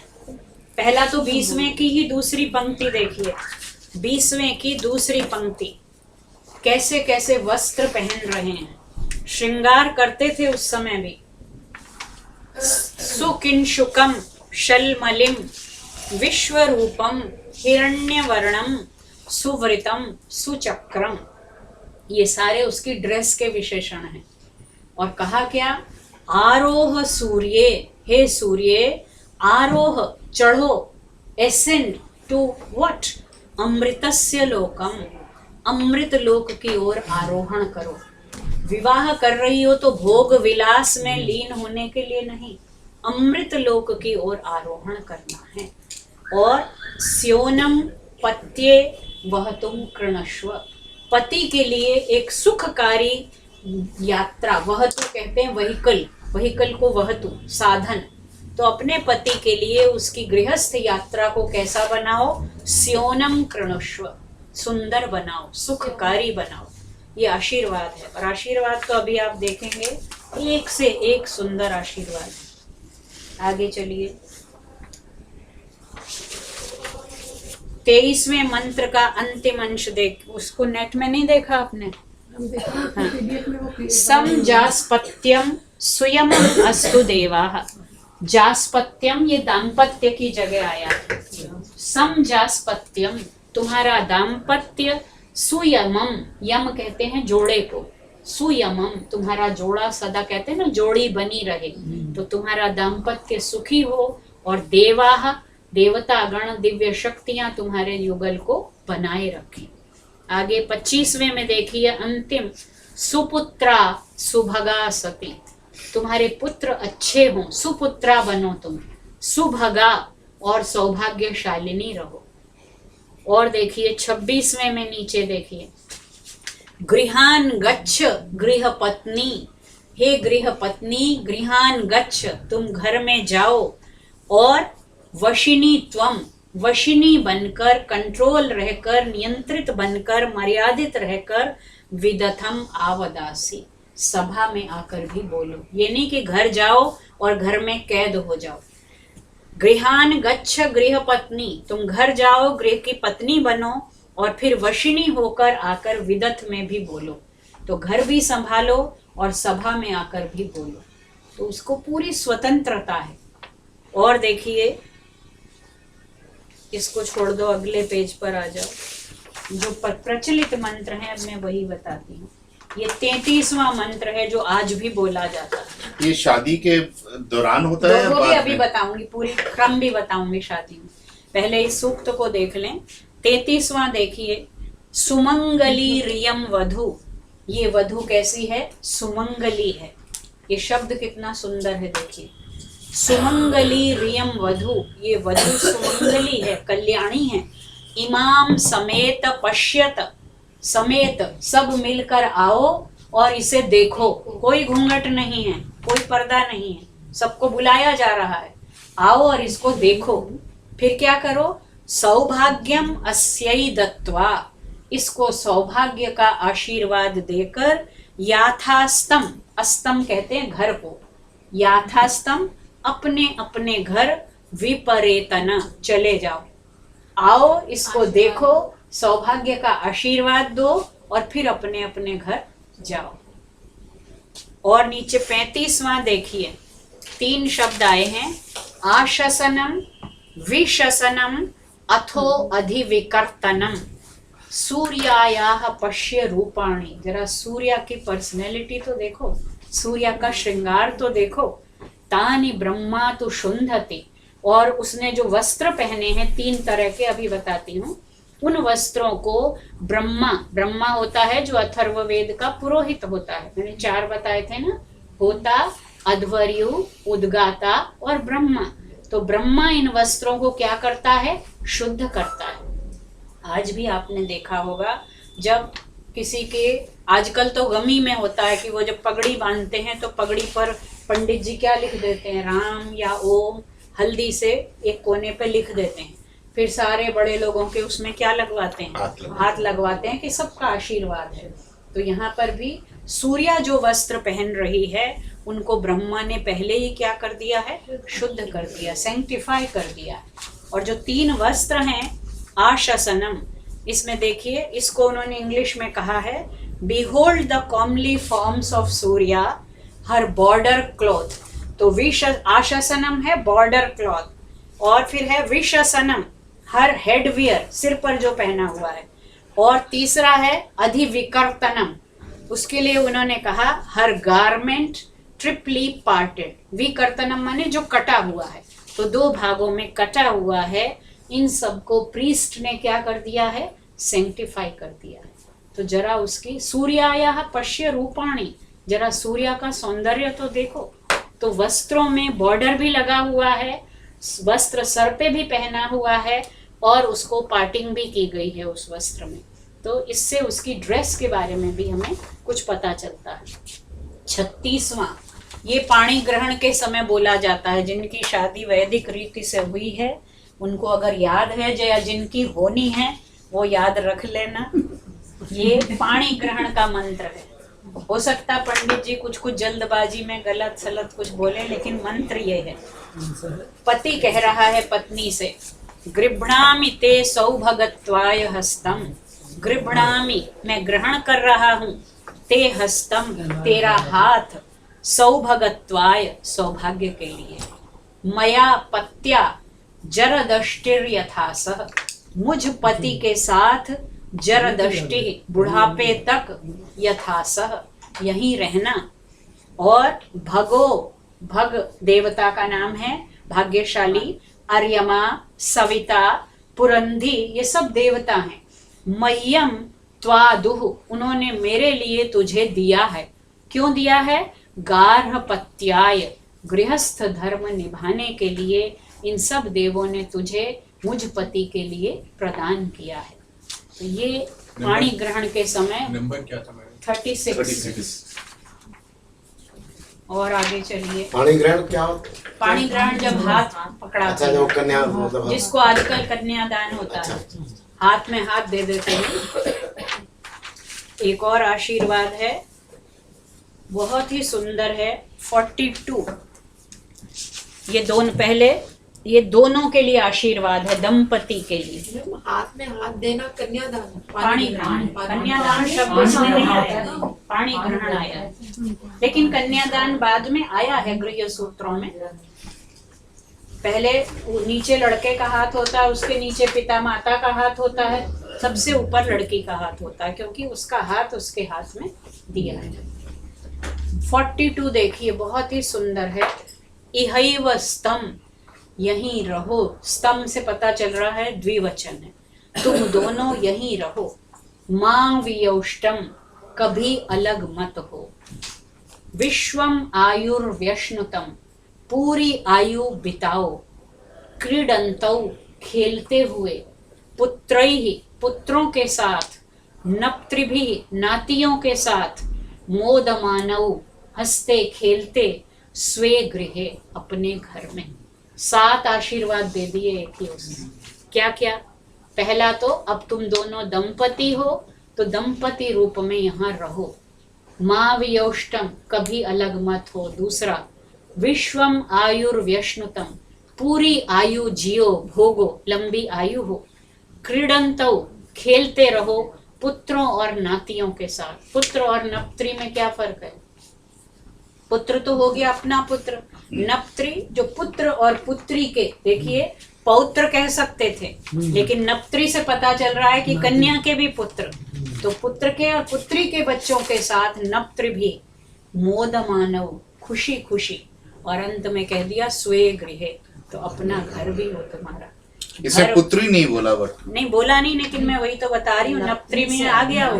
पुत्री की संतान को ही नप्त्री कहते हैं। नहीं, पर पुत्री ये नहीं लिखा कि पुत्र शब्द जो है वो दोनों का वाचक है। जैसे जब माता और पिता, दो ही समास होता है ना, माता च पिता च, और समास होके क्या बन जाता है? पितरौ। ये ग्रामर का नियम है। माता च, जब भी कभी उन्होंने, कालिदास ने पहले ही श्लोक में क्या कहा? जगतः पितरौ वंदे। पितरौ, पितरौ में माता च पिता च, जब इसका विग्रह, हाँ, तो माता च पिता। उसी तरह पुत्र में पुत्र भी है, पुत्री भी है। कहीं पुत्र शब्द आता है, कहीं प्रजा आता है, जैसे कहीं, इंग्लिश में तो पेरेंट्स एक साथ क्या देते हैं ना, माता पिता दोनों के लिए पेरेंट्स। हाँ बिल्कुल। संतान, प्रजा, अपत्य, संतति, ये सब इनमें दोनों हैं। क्योंकि अगर नहीं भी नाम लिया, आप वैसे देख रहे हैं कि स्त्री को जो स्थान दे रहे हैं, उसका जो रोल दिखाया है, उसमें कहीं भी स्त्री के प्रति निंदा का तो एक शब्द नहीं है, और प्रशंसा के और स्तुति के इतने हजार शब्द हैं, एक से एक सुंदर शब्द हैं, उतने पुरुषों के लिए नहीं है। तो उसका समाज में बहुत ही प्रतिष्ठित स्थान है। फिर आगे, फिर उसके, अब पहले दोनों को दे दिया, अब फिर उस वधू को दोबारा आशीर्वाद दे रहे हैं। आ नह प्रजाम जनयत, क्योंकि वो ये कौन सा है? 43 बिल्कुल उसके नीचे। आनह प्रजाम जनयतु, आकर हमारे लिए प्रजा को उत्पन्न करो। प्रजा माने पुत्र और पुत्रियां। प्रजापति राजरसाय समनक्तु अर्यमा, प्रजापति और अर्यमा तुम्हारा मेरे साथ क्या करें? सामंजस्य कर दें। अदुर मंगली ही, तुम मंगली हो। पति लोकम आविश, आओ पति के घर में प्रवेश करो। शन्नो भव द्विपदे शम चतुष्पदे, हमारे द्विपदों के लिए, अर्थात जितने भी मनुष्य हैं उनके लिए, और चतुष्पदे जितने पशु हैं उनके लिए भी तुम कैसी रहो? कल्याणी बनो। क्योंकि संभालना किसको है? वधू को, गृहिणी को। आगे सारे आशीर्वाद हैं। 46वां देख लीजिए। सम्राज्ञी श्वशुरे भव, श्वशुर के लिए तुम सम्राज्ञी बनकर रहो। इन्होंने तो एम्प्रेस ही अर्थ किया है उसका, कि तुम बिल्कुल घर की रानी। अभी चलता भी है ये व्यवहार, और कुछ परिवारों में, हमारे अपने परिवार में जब शादी होके वधू आती थी तो उसके नाम के आगे रानी जोड़ते थे। मेरी माँ का नाम था कृष्णा, तो कृष्णा रानी, तो प्रकाश रानी, जो भी नाम होता था उसके आगे रानी जोड़ देते थे। तो ये जो भाव है, सम्राज्ञी श्वशुरे भव, सम्राज्ञी श्वश्रुवाम भव, ननंदरी सम्राज्ञी भव, नंद के लिए भी सम्राज्ञी बनकर रहो। सम्राज्ञी अधिदेवऋषु, और देवरों के लिए। तो इससे परिवार की भी कल्पना स्पष्ट हो रही है कि परिवार में सास, ससुर, नंद, देवर ये संयुक्त परिवार था। और उन सब का केंद्र कौन है? केंद्र है वही नववधू जो आ रही है। तो अगर वो उसको अधिकार है तभी सम्राज्ञी कहा जा रहा है। सारे घर का आते ही चाबी किसको सौंप दी जाती थी? नववधू को। फिर अंत में 47वें मंत्र में फिर दोनों पति पत्नी मिलकर अपने लिए कामना कर रहे हैं। समंजन्तु विश्वे देवाः, सारी दिव्य शक्तियां हम दोनों में क्या कर दें? समंजन, हम दोनों को एक कर दें। समापो हृदयानि नौ, हमारे हृदय, नौ माने आवयोः, हम दोनों के हृदय कैसे हो जाएं? सम आपो, जल के समान। देखिए, जल अगर गंगा से ले आओ और यमुना से ले आओ, दोनों जल मिला दो तो दोनों को फिर अलग किया जा सकता। भले ही एक मैला है एक साफ है, दोनों मिलकर क्या हो जाएंगे? मट मैले हो जाएंगे। तो जैसे जल एक हो जाते हैं ऐसे हमारे हृदय एक हो जाएंगे। सम मातरिश्वा, वायु, धाता, विधाता, देष्ट्री, आचार्य, ये सब हम दोनों को दधातु, धारण करें और हमारा परस्पर सामंजस्य हो। इस कामना के साथ ये सूक्त समाप्त होता है। ये तो हुआ ऋग्वेद का। अब अथर्ववेद के बहुत सारे हैं, वो अलग से नहीं बताऊंगी, वो मैं आपको वो बताना चाहती हूँ। विवाह का जो क्रम है, जो विवाह पद्धति है, ये तो हुआ विवाह सूक्त, इसमें से कुछ मंत्र बताए, लेकिन जो विवाह की पद्धति, संस्कार की विधि बताई गई है, वैदिक संस्कार विधि, वो बताती हूँ। इससे पहले कुछ पूछना है तो पूछ लीजिए।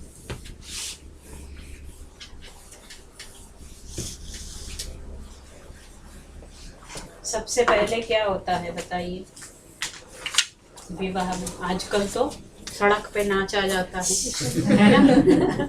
बहुत बुरा लगता है सच में। तो इसमें सबसे पहले वधु गृह में वर का स्वागत, ये तो उसमें दिया हुआ है। पहला वर का स्वागत।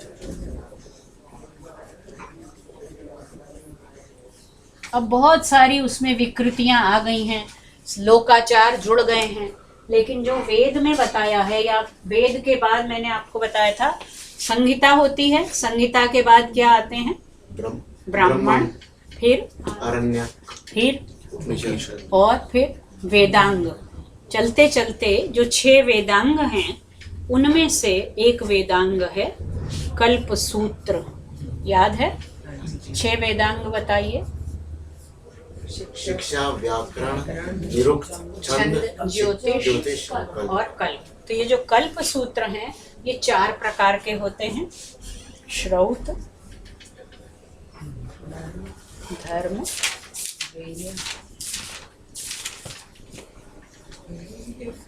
गृह्य और चौथे शुल। शुल। तो हमारा मतलब इससे गृह्य जो डोमेस्टिक रिचुअल्स हैं, श्रौत हैं जो वैदिक सैक्रिफाइसेस हैं, वो श्रौत में आते हैं। धर्म जो लीगल टेक्स्ट हैं वो धर्मशास्त्र या धर्म सूत्र हैं। शुल्व सूत्र जिनमें वेदी को नापने के लिए पूरा ज्यामिति है, ज्योमेट्री। लेकिन डोमेस्टिक रिचुअल्स किस में हैं? गृह्य सूत्रों में। तो जो ये विवाह की पद्धति है आज की, वो इन्हीं गृह्य सूत्रों पर आधारित है। क्योंकि वेद में कोई थियोरी नहीं दी है, थियोरी किस में बनाई है?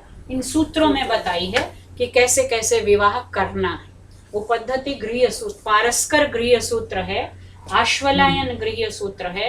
उनमें से पारस्कर गृह्य सूत्र पहले, बहुत साल पहले तो दिल्ली यूनिवर्सिटी में पढ़ाया जाता था, अब नहीं पढ़ाया जाता है। वो धीरे धीरे वैदिक वाङ्मय के पढ़ने पढ़ाने की परंपरा, कृष्णलाल जी गए तब से नहीं पढ़ाया जाता।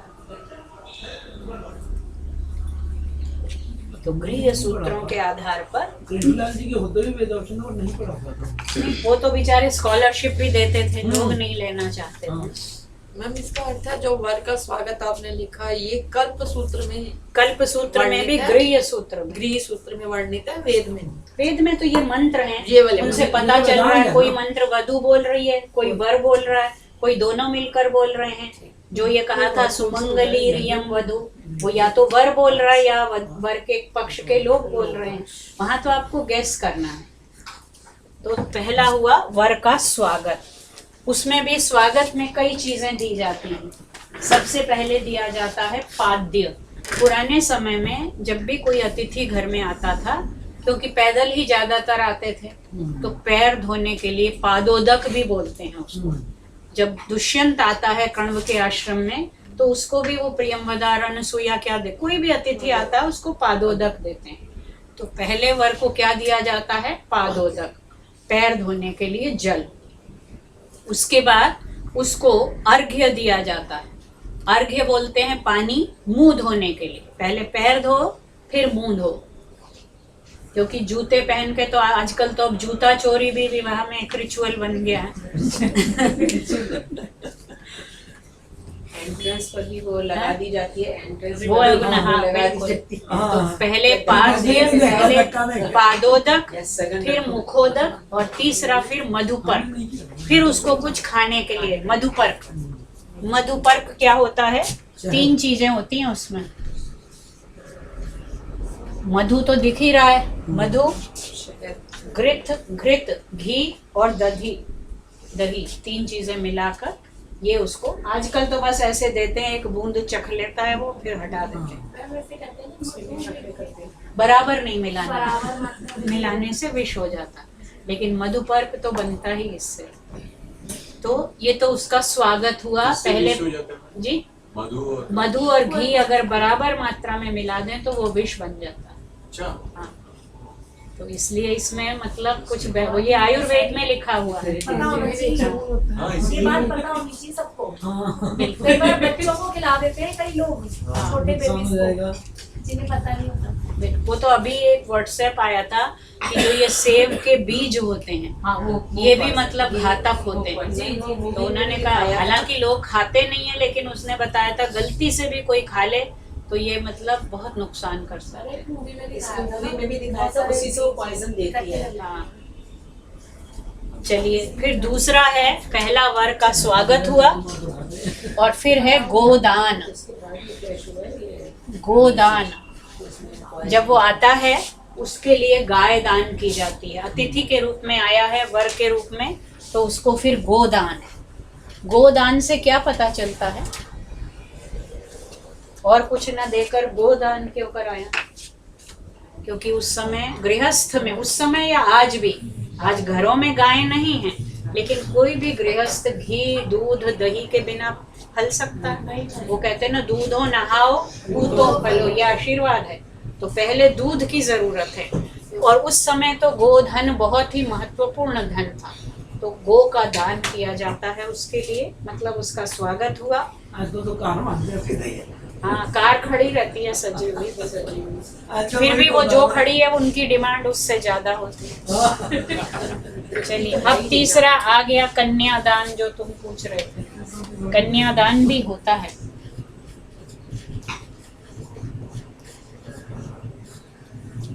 लेकिन उसका वो अर्थ नहीं था जो अब आज हो गया है। वहां तो आप देख रहे हैं, विवाह 2 तत्वों के मिलन की बात है, और बाकायदा परंपरा है, बाकायदा उसके विधान है।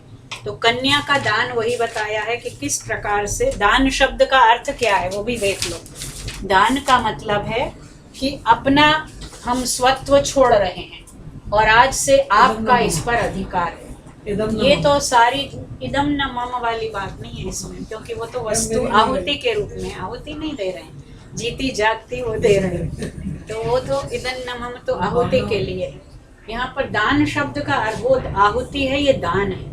तो दान में मतलब जो भी चीज मैंने अब किसी को दे दी, तो वो मेरी नहीं रही ना, वो उसकी हो गई। और ये तो हमारे भारतीय समाज में, हिंदू समाज में परंपरा चलती रही। शाकुंतल में आपने पढ़ा ही है कि जब वो 5वां अंक पढ़ा है, जब शकुंतला पहुंचती है राजमहल और दुष्यंत भूल चुका है सब कुछ, तो शारंग्रव उसको क्या कह के डांटता है? उपपन्ना ही दारेषु प्रभुता सर्वतोमुखी तस्मादेशा त्वद्भार्या त्यज वैनाम गृहाणवा। तो ये तो तुम्हारी पत्नी है, अब चाहे इसे छोड़ो और चाहे इसे स्वीकार करो, क्योंकि पत्नी पर पति का अधिकार है। तो मतलब माता पिता का अधिकार अब उस पर नहीं है, ये इस दान का मतलब है। विवाह के बाद कन्या पर माता पिता का अधिकार नहीं। फिर चौथा है वर द्वारा वधू को वस्त्र प्रदान।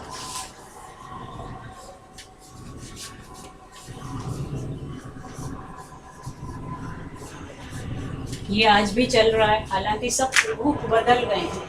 आज क्या होता है, जब वस्त्र प्रदान की जगह सुबह के समय कोई जाता है वर के गृह से, वो तेल दे आते हैं, मेहंदी दे आते हैं, या जो चुन्नी चढ़ाते हैं पहले ही उसको, क्योंकि उस समय तो वो तैयार होके आएगी पार्लर से, तो वहाँ कैसे बदलेगी, तो पहले ही कपड़े दे आते हैं उसको। लेकिन उसका अर्थ ये है कि मैंने स्वीकार किया और अब इसके भरण पोषण की जिम्मेदारी मेरी है।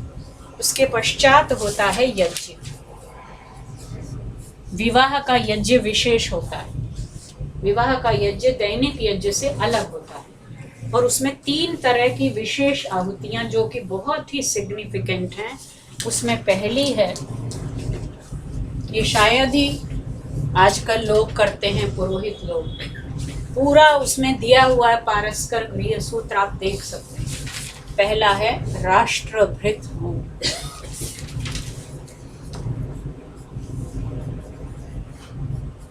इसकी आहुतियां हैं, राष्ट्रभृत होम की 12 आहुतियां दी जाती हैं।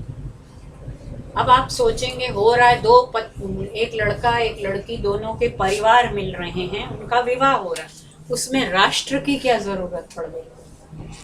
तो विवाह जो है वो केवल 2 व्यक्तियों का या 2 परिवारों का मिलन नहीं है, वो एक बिगर कॉज के लिए, क्योंकि जो भी संतान ये निर्माण करेंगे वो किसका नागरिक बनेगी? राष्ट्र का नागरिक बनेगी। तो पहले विवाह भी नहीं हुआ है, अभी यज्ञ शुरू हुआ और उसमें आहुतियां किसकी दी जाएंगी? राष्ट्र के लिए आहुतियां, 12 आहुतियां। होम इज हवन। होम माने आहुति डालना।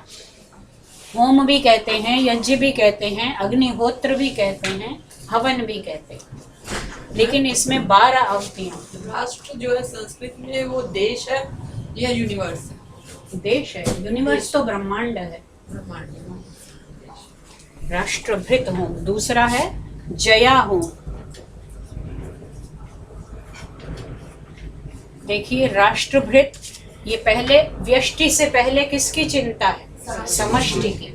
तो ये बड़ा जो एक हमारा समूह है, हम जिस राष्ट्र के अंग हैं उसके लिए पहले हम समर्पित हैं। तो ये शादी अपने फिजिकल प्लेजर के लिए, लग्जरी के लिए नहीं हो रही है, ये राष्ट्र में एक नया वो बन रहा है, एक समूह बन रहा है, उसी में संतान होगी और वो जाकर बड़े कॉज को समर्पित होगी। तो पहला राष्ट्रभृत, दूसरा जया हो, कि जब कभी गृहस्थ है, गृहस्थ में संघर्ष होगा, शुभ और अशुभ के बीच में कई बार ऐसी समस्याएं आएंगी, तो दोनों मिलकर क्या कर रहे हैं? विजय की कामना कर रहे हैं।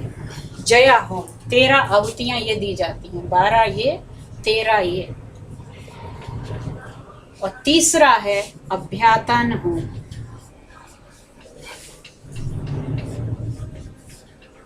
इसमें फिर 18 आहुतियां। मुझे तो खुद भी नहीं याद है, क्योंकि इतनी छोटी उम्र में शादी हुई थी, 20-21 साल में। अब अगर किसी की शादी हो तो हम लोग याद कर पाएंगे। मैंने 1 या 2 शादियां कराई हैं, तब मुझे ये सब पता चला कि इसका मतलब क्या है। नहीं तो वो मंत्र पढ़ते चले जाते हैं, बताते तो हैं नहीं क्यों हो रहा है। देखिए ये समष्टि थी, यहाँ पर भी समष्टि है, अब ये व्यष्टि रूप में संतान के लिए है। अभ्यातान माने एक्सपेंशन, हमारा विस्तार हो। तो विस्तार कैसे होगा? संतान शब्द का ही क्या मतलब है? सम माने अच्छी प्रकार से, तान माने फैलाना। जो काम माता पिता नहीं कर पाते उसको फिर कौन करता है? संतान। तो ये अभ्यातान होम है, ये संतति के लिए है।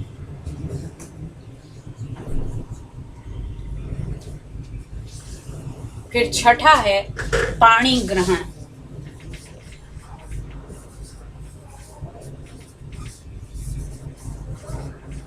अब आजकल क्या हो गया, कन्यादान और पाणी ग्रहण मिला दिए, लेकिन वहां तो वहां स्वागत करते ही पहले गोदान, फिर कन्या का दान, और फिर उसकी तरफ से वधू को वस्त्र प्रदान, फिर यज्ञ या अग्निहोत्र, और उस यज्ञ के मध्य में ही पाणी ग्रहण, और वही वाला मंत्र पढ़ा जाता है जो मैंने अभी आपको बताया, गृह्णामि ते सौभाग्यत्वाय हस्तम, मैं सौभाग्य के लिए तुम्हारा हाथ ग्रहण कर रहा हूँ।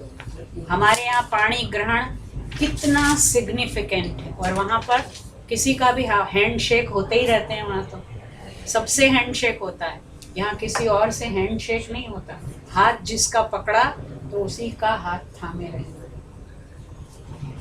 फिर है पाणी ग्रहण के बाद 7वां है अश्मारोहण।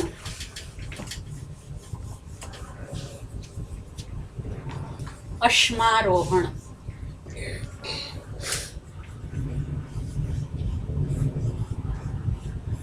ये मैंने पहले भी शायद बताया था।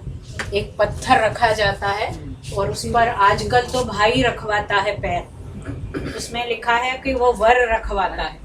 कोई भी व्यक्ति उस कन्या का पैर उस पत्थर पर रख के और उसको ये आरोह इमम अश्मानम अश्मनवती भव, तुम इस पत्थर पर चढ़ो और पत्थर की तरह ध्रुव हो जाओ, क्योंकि गृहस्थ में स्त्री का ध्रुव होना, उसका अटल होना बहुत जरूरी है।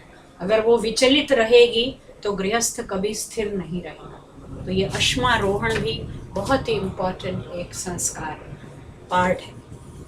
उसके बाद है इसी के साथ वो अरुंधति दर्शन भी है यहाँ पर, उसे ध्रुव दर्शन भी कहते हैं, अरुंधति दर्शन। नहीं, हम इसमें दिया हुआ है, सब में होता है, सब में होता है। ये कि साउथ इंडियंस ने परंपरा को रखा हुआ है, नॉर्थ में सब बदलता जा रहा है। ध्रुव दर्शन, अरुंधति को ध्रुव दर्शन भी कहते हैं। दोनों तारों के दर्शन, अरुंधति भी एक नक्षत्र है, ध्रुव भी है, दोनों दिखाते हैं। ध्रुव की तरह, ध्रुव तो वही हो गया, पत्थर पर चढ़कर तुम अटल रहो, तो ध्रुव तारा भी कैसा है, वो स्थिर रहता है। और अरुंधति जो है वो भी एक नक्षत्र है, और वशिष्ठ की पत्नी का नाम भी अरुंधति है, तो वो पत्नी व्रता के रूप में भी अरुंधति को लिया जाता है। अब तो हॉल में शादी होगी तो आसमान के नीचे होगा जब तो पता बिल्कुल, चलेगा। हाँ देखिए, यही खुले में शादी होती थी इसीलिए, और रात में ही होती, क्योंकि नहीं तो तारे कहाँ तारे से ना दिखेंगे, हैं। धूप वो दिखेंगे। ठीक कह रहे हैं कि अब तो हॉल में होती है, तो हॉल में तारा कहाँ से, बस ऐसे उधर दिशा करके मुंह उधर पंडित जी करके। कह दिया उत्तर दिशा में देख हाँ, लो, उधर चाहे वो देख। वर कन्या पश्चिम दिशा देख रहा है। दिशा पता नहीं होती कौन सी है। अब है इसके बाद लाजा होम। ये तो होता है खील लेकर, और ऐसे खील। मुट्ठी भर के दोनों वर और वधू के हाथों में खील डाली जाती हैं और उसकी आहुतियां दी जाती हैं। क्योंकि खील जो है वो भी बहुत, वो प्रतीक किस चीज का है, खील। खील में दो चीजें होती हैं, एक तो तंडुल होता है जो चावल था अंदर, तुष जो है ऊपर उसके जो कवर होता है, चावल के ऊपर एक कवर होता है, धान जब होता है पैडी वाला, तो ये पैडी जो है उसमें एक ऊपर का जो आवरण है वो तो वर का, उसका वधू का प्रतीक है, और तंडुल जो बीज है, एक बीज है और एक उत्पन्न करने वाला है। तो आवरण में उत्पन्न होता है चावल, और उसका बीज कहाँ छिपा हुआ है, उस आवरण में छिपा हुआ है। तो बीज रूप में वर और उत्पादक रूप में वधू, ये दोनों उत्पत्ति के प्रतीक हैं। जो खील है वो सृजन की प्रतीक है, और एक से दूसरा ही, उसके बीज से ही वो उत्पन्न होता है, एक जगह से ले जाके दूसरी जगह उसको लगाया जाता है। उसी तरह कन्या को यहाँ से लेकर कहीं और रोपा जाएगा और वहां जाकर वो प्रजावती बनेगी, इसलिए ये लाजा होम होता है। फिर उसके बाद है 9वां सप्तपदी, और विवाह तभी पूरा होता है जब सप्तपदी हो जाए। लीगल उसमें अगर शादी चल रही हो, भगवान न करे बीच में कोई विघ्न आ जाए, यहाँ तक हो चुका है, ये नहीं हुई तो वो कहेंगे marriage was not essential ceremonies में एग्जैक्टली। 7 फेरे जो है, फेरे नहीं है, फेरे तो एक्चुअली 4 ही होते हैं, 4 होते हैं। ये 7 कदम है सप्तपदी। और ये 7 पद मैं आपको लिख के भी बताऊंगी कितने सुंदर वो हैं सप्तपदी। 7 वायदे, 7 वचन निभाऊंगी, वो है ना। 7 बार ये जो बोलते हैं वो ये वाले होते हैं। हाँ, ये होते हैं कि नहीं, अब आप देखिए। बोलते रहते हैं। ईशे एक पदी भव, ये वर करा रहा है वधू से बोल कर, तो लीड तो उसे ही लेनी है। ईशे एक पदी भव, इश के लिए, इश कहते हैं अन्न को, इशे त्वा ऊर्जे त्वा, इश अन्न, अन्न के लिए एक पदी भव, मेरे साथ पहला कदम रखो। किसके लिए? अन्न के लिए। गृहस्थ में सबसे पहले क्या चाहिए? अन्न चाहिए। इशे एक पदी भव। दूसरा, ऊर्जे द्विपदी भव,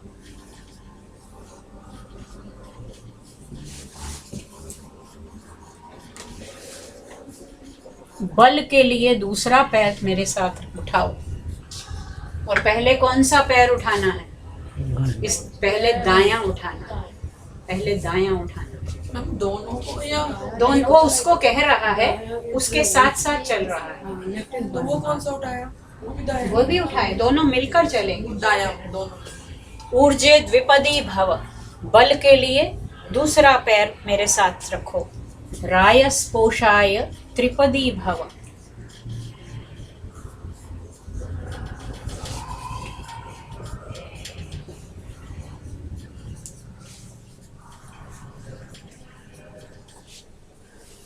रायः कहते हैं धन को, और पोष कहते हैं पोषण, नरिशमेंट।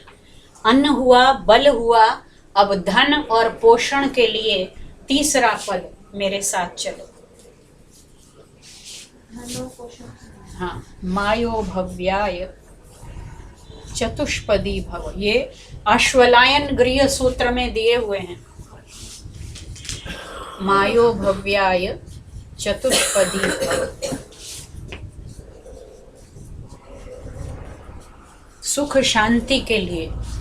वो मंत्र याद है? शन्न, वो कौन सा वाला? नमः शिवाय च शिवतराय नमः, मयो भव शंकराय मयस्कराय मयो भवाय। हर एक वर्ड पर है। हाँ, तो मायो भव्य कहते हैं सुख शांति कल्याण। सुख और कल्याण के लिए मेरे साथ चौथा कदम रखो। प्रजाभ्यः पंचपदी भव,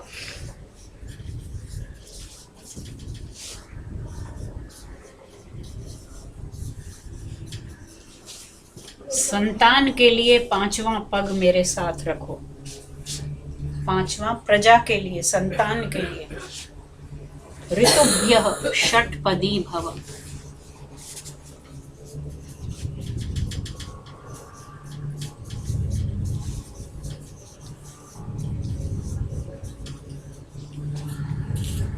और सबसे इम्पोर्टेंट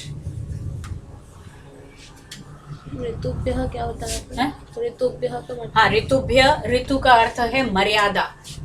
मर्यादा पूर्वक जीने के लिए, मतलब समय के अनुसार। ऋतु जो है काल के क्रम से आती है, तो काल के अनुसार व्यवहार के Along लिए। with nature. एग्जैक्टली, मर्यादित जीवन के लिए, काल के अनुसार व्यवहार के लिए। ये है सातवां, सखे सप्तपदी भव, ये सबसे इम्पोर्टेंट है। इससे सारे सवालों के जवाब भी मिल जाते हैं। मित्रता के लिए सातवां कदम मेरे साथ चलो। सखे, मित्र के लिए, मित्रता के लिए। तो पति और पत्नी में क्या संबंध है? मैत्री का संबंध, फ्रेंडशिप। और वो लास्ट है, because it is last but not the least, very very significant. Kalidas ने, हमारे धर्मशास्त्रों में कहा जाता है कि अगर 7 कदम किसी के साथ चल लो तो वो मैत्री हो जाती है। जब शिव जी आते हैं परीक्षा लेने पार्वती की 5वें सर्ग में, कुमार संभव में, तब वो यही कहते हैं कि सताम ही सप्तपदीनम सख्यम उच्यते। 2 सज्जन अगर 7 कदम चल लें या 7 वचन बोल लें, पद के दोनों अर्थ होते हैं, पद शब्द को भी कहते हैं और पद पैर को भी। वहां चले नहीं है, लेकिन 7 बातें तो बोल चुके हैं। शिव जी बोलते ही जा रहे हैं, पार्वती नहीं बोल रही हैं, लेकिन वो अपना तर्क देते हैं कि अब तो 7 वचन हम बोल चुके हैं, अब हमारी क्या हो गई है? मैत्री हो चुकी है। तो ये सप्तपदी सखे, यही सिद्धांत इसका आधार है कि जब 7 पग साथ साथ चलते हैं तो उनमें परस्पर मैत्री का व्यवहार होता है। मैं छठा क्या बताया था? ऋतुभ्य षट्पदी भव। ऋतुभ्य मतलब ऋतु के अनुसार। क्या गृहस्थ में वर्षा ऋतु आएगी तो उसके उपयोगी जो भी खाना पीना वस्त्र लाने होंगे, सर्दी होगी तो उसके अनुसार करना है। तो हमारा व्यवहार ऋतु अनुसार हो, मर्यादित हो। सारी शर्तें उसमें अब हैं गृहस्थ के लिए जो जो चाहिए। लेकिन देखिए, पहले अन्न, फिर बल, फिर धन और फिर सुख शांति, तब संतान। क्योंकि तब संतान कैसी होगी? संस्कार करने योग्य। तब वो वातावरण बनेगा कि संतान उत्पन्न हो और उसे संस्कारित करने के लिए दोनों तैयार हो। सेकंड इज ऊर्जा, मतलब ऊर्जा, बल, strength. Third is nourishment. Fourth is the ambience, सुख शांति, संतान और ऋतु, और सातवां सबसे मित्रता। मैम वो फेरे वाली बात नहीं, बीच में है 4 कदम में, 4 में पहले वो आगे चलती है, फिर उसके बाद 3 भी आजकल करा, 4 ही होते हैं वो, 4 प्रदक्षिणा है, 4 परिक्रमा। लेकिन अभी जो है उसको बदल दिया। अब तो बहुत कुछ बदल गया है। अब ये सप्तपदी का अर्थ तो कोई बताता नहीं है, वो पता नहीं 7 कदम, बस वो बोलते भी हैं कि नहीं पता नहीं, वो चलते भी नहीं है। गाड़ी आ जाती है तब तक कहाँ चलेंगे, बोलो बैठ जाओ चलो। तो अब आप लोग किसी विवाह में जाएं, पहली बात तो जब तक संस्कार होता है सब लोग चले जाते हैं, क्योंकि सारा जो समय लगता है वो तो पहले वहाँ सड़क पे नाचने में ही सारा टाइम वेस्ट हो जाता है। वो मोस्ट इम्पोर्टेंट हो गया है। संस्कार जो है, संस्कार की क्या महत्ता है और उसके पीछे किस तरह के भाव हैं, ये सारा वातावरण। और ये वधू के घर पे होता है। ये वधू के घर पे आजकल तो कॉमन प्लेस हो जाता है, वही बैंक्वेट हॉल में या कहीं पर। मंगलसूत्र इसमें कॉन्टेक्स्ट में इसमें नहीं है कहीं। वो वस्त्र प्रदान है, वो तो पहले ही है, गेट पर ही जब स्वागत हो रहा है तो श्रृंगार सामान उन्होंने उसे पहले दे गाय दिए। दी तो उसने उसे वस्त्र दिए। पर इट इज वेरी लॉजिकल, वहां पर वस्त्र दे दिए तभी तो वो पहनकर मंडप में जाएंगी ना। हमारे में पहनना भी पड़ता है।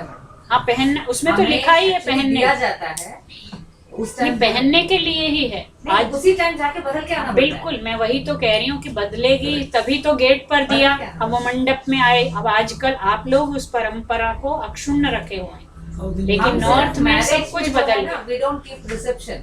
हाँ, मैरिज जो है वो होता ही है, उसके बाद ही रिसेप्शन जो भी है वो अलग नहीं, सरदारों में भी बहुत अच्छा होता है, उनके यहाँ दिन में विवाह होता है, आनंद कारज बोलते हैं वो लोग। हमेशा दोपहर में शादी होती है, पहले शादी फिर भोजन।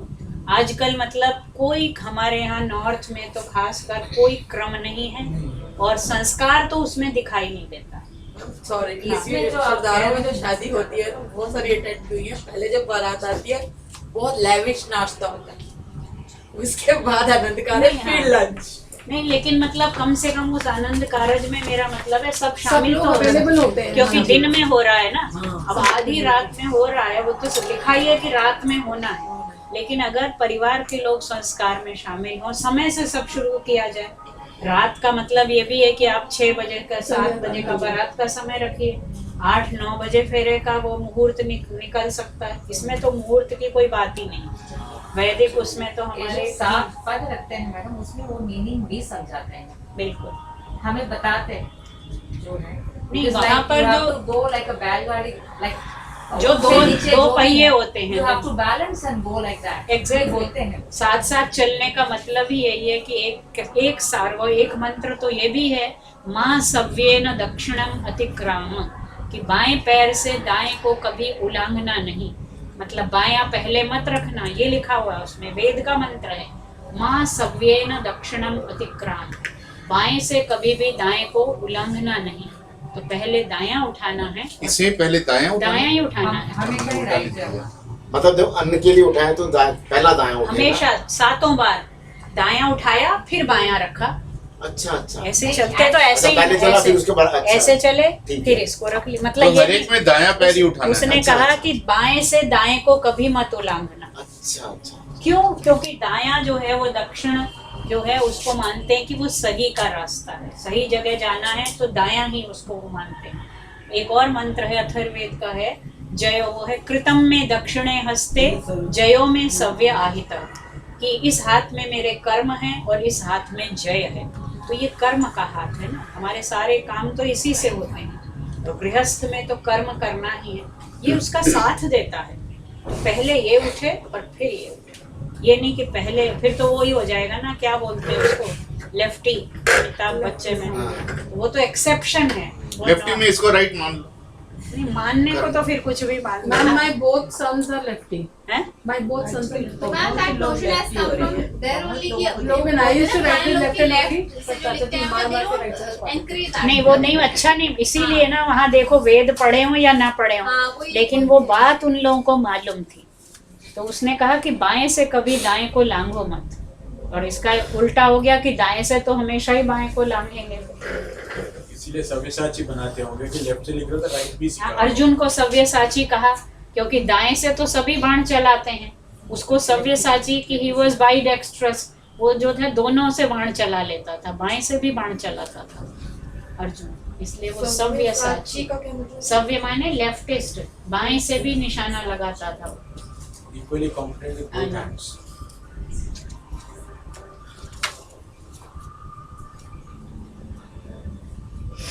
एक और अंत में जो आशीर्वाद दिया है विवाह संस्कार संपन्न होने पर, बहुत सारे हैं लेकिन एक बहुत ही सुंदर है, अथर्ववेद का है, वो लिखती हूँ।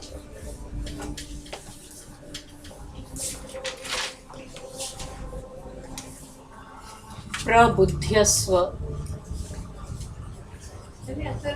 अथर्ववेद का, अभी नंबर भी बता दो। प्रबुध्यस्व, मैंने 3 सूक्त बताए ना, एक ऋग्वेद का 10वें मंडल का 85वां, और अथर्ववेद का 14वें का पहला और 14वें का दूसरा, और 14वां के पहले में 75 मंत्र हैं, काफी बड़े बड़े सूक्त हैं। प्रबुध्यस्व, सुबुधा, बुद्ध्यमाना,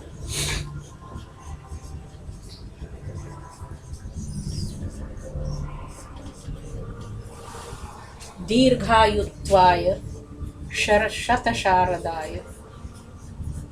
चौथे अंक में शाकुंतल में आपने देखा होगा, अगर वो पढ़ा है, जब शकुंतला बैठी हुई है उसको कितने आशीर्वाद मिल रहे हैं, सारे आश्रमवासी आते हैं, कोई उसको कह रहा है वीर पुत्रवती भव, वीर प्रसविनी भव, भर्तुर बहुमता भव, तो वो सारे आशीर्वाद की परंपरा जो है वो वेद से शुरू हुई। स्त्रियों के लिए, विवाहिता स्त्रियों के लिए कितने आशीर्वाद हैं।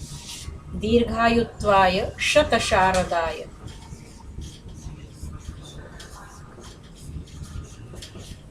गृह, ये दूसरी पंक्ति तो मैं पहले भी बता चुकी हूँ, उसमें भी आई थी ऋग्वेद में। गृहान गच्छ, गृह पत्नी यथासो। दीर्घम त आयु सविता, इसका अंतिम चरण फर्क है। दीर्घम त आयु सविता कृणोतु।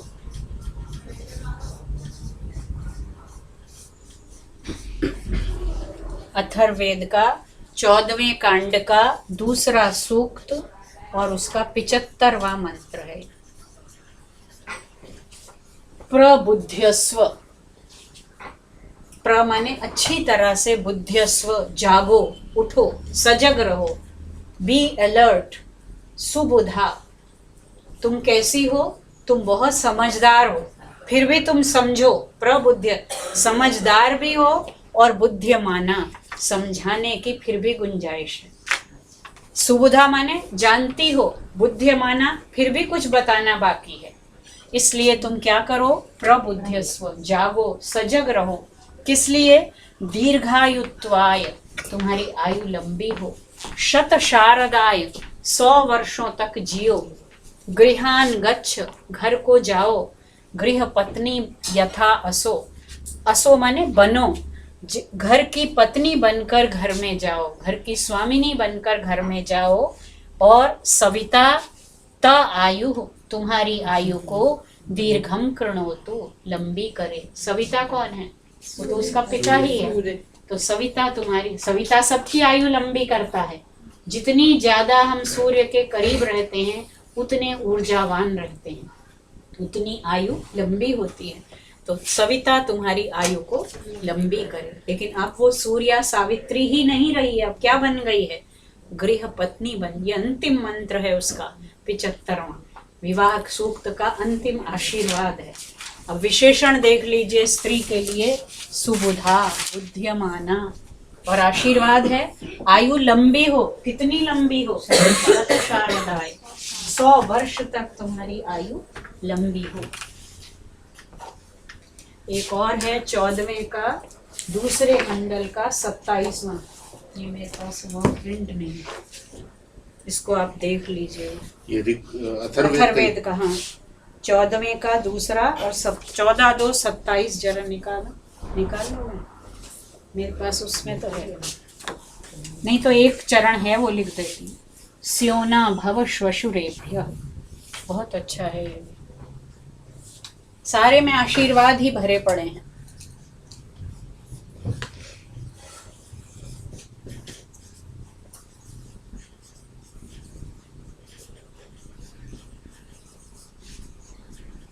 श्वशुर के लिए सुख देने वाली बनो।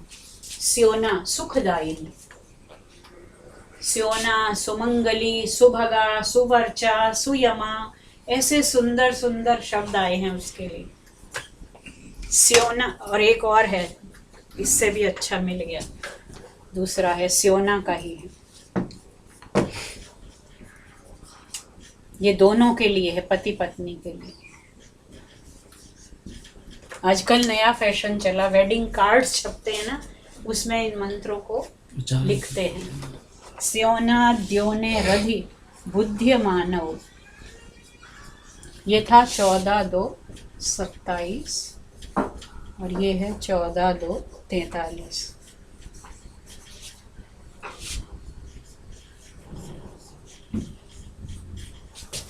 हसा मुदौ, इसी का कंटिन्यूएशन है, इसी का कंटिन्यूएशन है। हाँ, पहले वधू को दिए थे आशीर्वाद जब घर में आई, अब फिर दोनों को दे रहे हैं। हसा मुदौ महसा मोदमानव,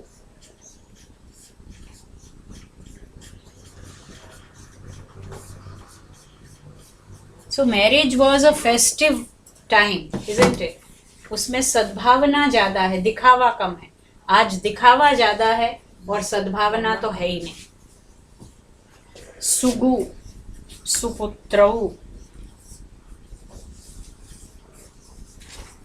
मैम इनमें ज्यादातर सारे आशीर्वाद और जो भी मतलब इंस्ट्रक्शंस या कोड ऑफ कंडक्ट जो है वो ज्यादातर फीमेल्स के लिए ही है, मतलब तो कि एक तरीके से वो ज्यादा रिस्पॉन्सिबल है। एग्जैक्टली, उसको अधिकार भी ज्यादा है, रिस्पॉन्सिबिलिटी भी उसकी है, राइट्स भी उसी के हैं।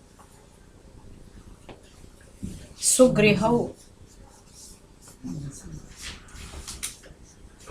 ये बिल्कुल जो सांख्य का प्रकृति और पुरुष का कॉन्सेप्ट है, दोनों एक दूसरे के पूरक है। और उसमें सब कुछ करने वाली कौन है सांख्य में?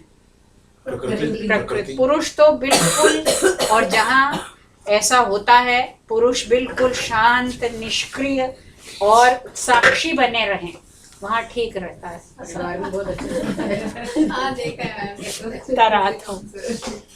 लेकिन उसके साथ शर्त यह है कि फिर पुरुष तो शांत हो जाए और स्त्री उच्छृंखल हो जाए, तब भी घर नष्ट। स्त्री भी फिर उसी संस्कार की हो, तब है।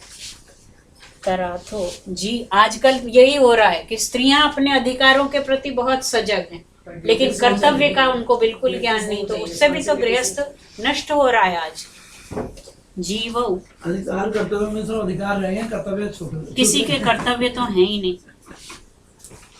उषसो विभाति,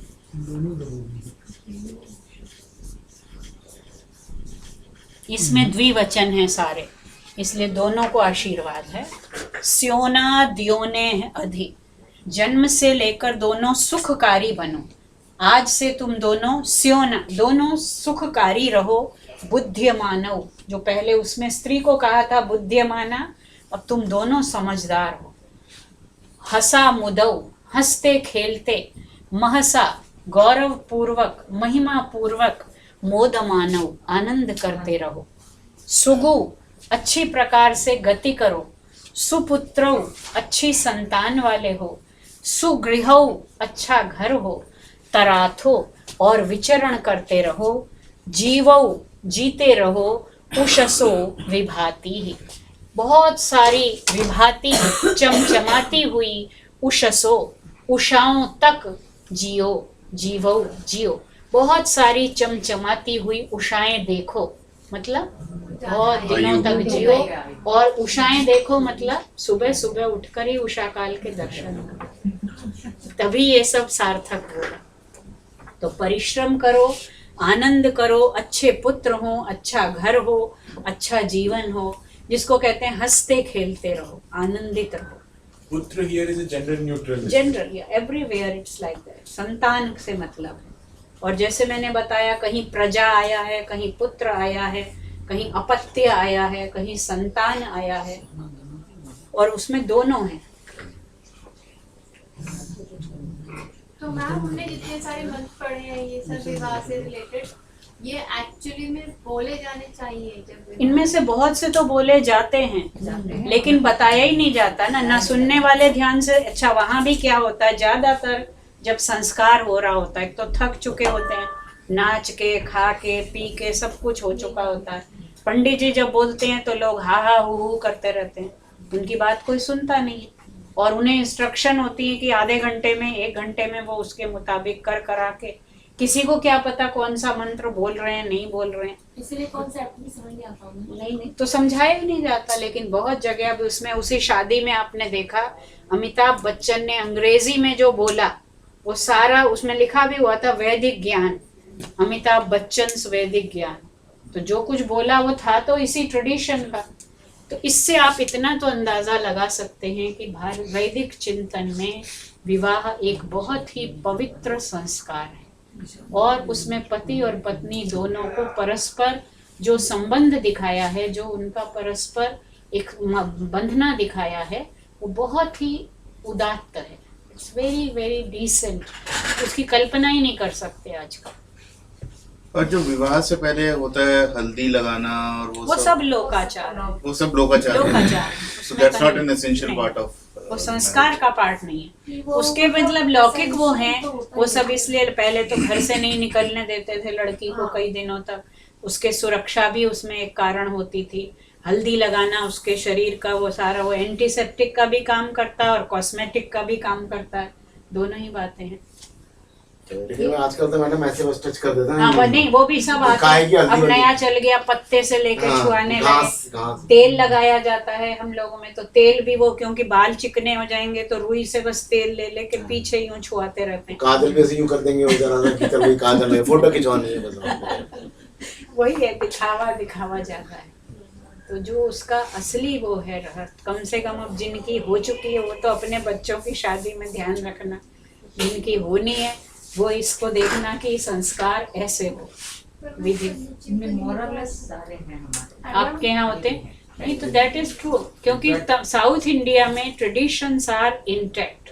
नॉर्थ में जो आप कह रहे हैं ना, द सेम वे बेटी को पिता के गोदी में बिठा के फिर वो वधु उसके हाथ में दिया जाता है, वर के हाथ में दिया जाता है, और पानी उसमें डाला जाता है कि दान दिया जा रहा है। हाँ। कोई भी चीज दान करते हैं तो पानी डाल के देते हैं ना, तो ऐसे पानी ऐसे छिड़क के करते हैं। पानी का वो जब ये शुरू में आया ना, जब उसको मुखोदक दिया है तो वो भी ऐसे पानी छिड़कता है सब तरफ। तो मतलब मंगल की भावना जो है, परस्पर एक दूसरे के शुभ की भावना, वो इसमें महत्वपूर्ण है। अब बाकी इसमें बहुत सारी डायनामिक्स हैं। आजकल तो शादी हमारी सैक्रामेंट न रहकर भारत में भी क्या होती जा रही है, कॉन्ट्रैक्ट ही होती जा रही है। अब तो एक ही आदमी का 3-3 बार शादी हो रहा है, एक पश्चिमी सभ्यता से, एक हिंदुस्तानी सभ्यता से, एक इस्लामिक से, अलग-अलग पत्नी से, एक ही से, पत्नी भी अलग-अलग हो गई, एक ही से जी। प्रियंका चोपड़ा को देखो, से भी तो हो रही है ना, जो अभी प्रियंका चोपड़ा को देखो, एक बार वहाँ से कराया फिर यहाँ कर लिया। ये क्या है? रोल मॉडल तो यही लोग, फिल्म स्टार्स और बिजनेसमैन। अभी आज एक व्हाट्सएप आया कि जिन दिनों अंबानी की बेटी की शादी का इतना प्रचार हो रहा है, वो जो इन्फोसिस वाले हैं, अजीम प्रेम जी हैं, नारायण मूर्ति, तो अजीम प्रेम जी का शायद वो कौन सा उनकी बेटी की शादी हुई है, और उन्होंने बहुत सारा पैसा जो है चैरिटी में लगाया है। वो तो CSR बहुत करता है विप्रो। तो उसने कहा कि इसकी चर्चा कोई नहीं कर रहा, सबको वो दिखावा ही अच्छा लग रहा है, जहाँ की मतलब फिल्दी एक तरह से वो शो हुआ है वेल्थ का। पैसे का बर्बादी हो रही, उतना पैसा हॉस्पिटल खोलते, स्कूल खोलते, कुछ भी करते। मैम इतने malnutrition kids are there in our country. Exactly. 37% है मैम हमारी कंट्री में सबसे। और उसने तो 5100 लोगों को खाना खिलाया, उसका भी खूब प्रचार किया कि 5 दिन तक अंबानी परिवार ने 51 चांदी के बर्तनों में खाना खिलाया। तो इनका आया है आज कि इन्होंने बहुत सारा वो स्कूल खोला है। They are doing very good charitable work in school education.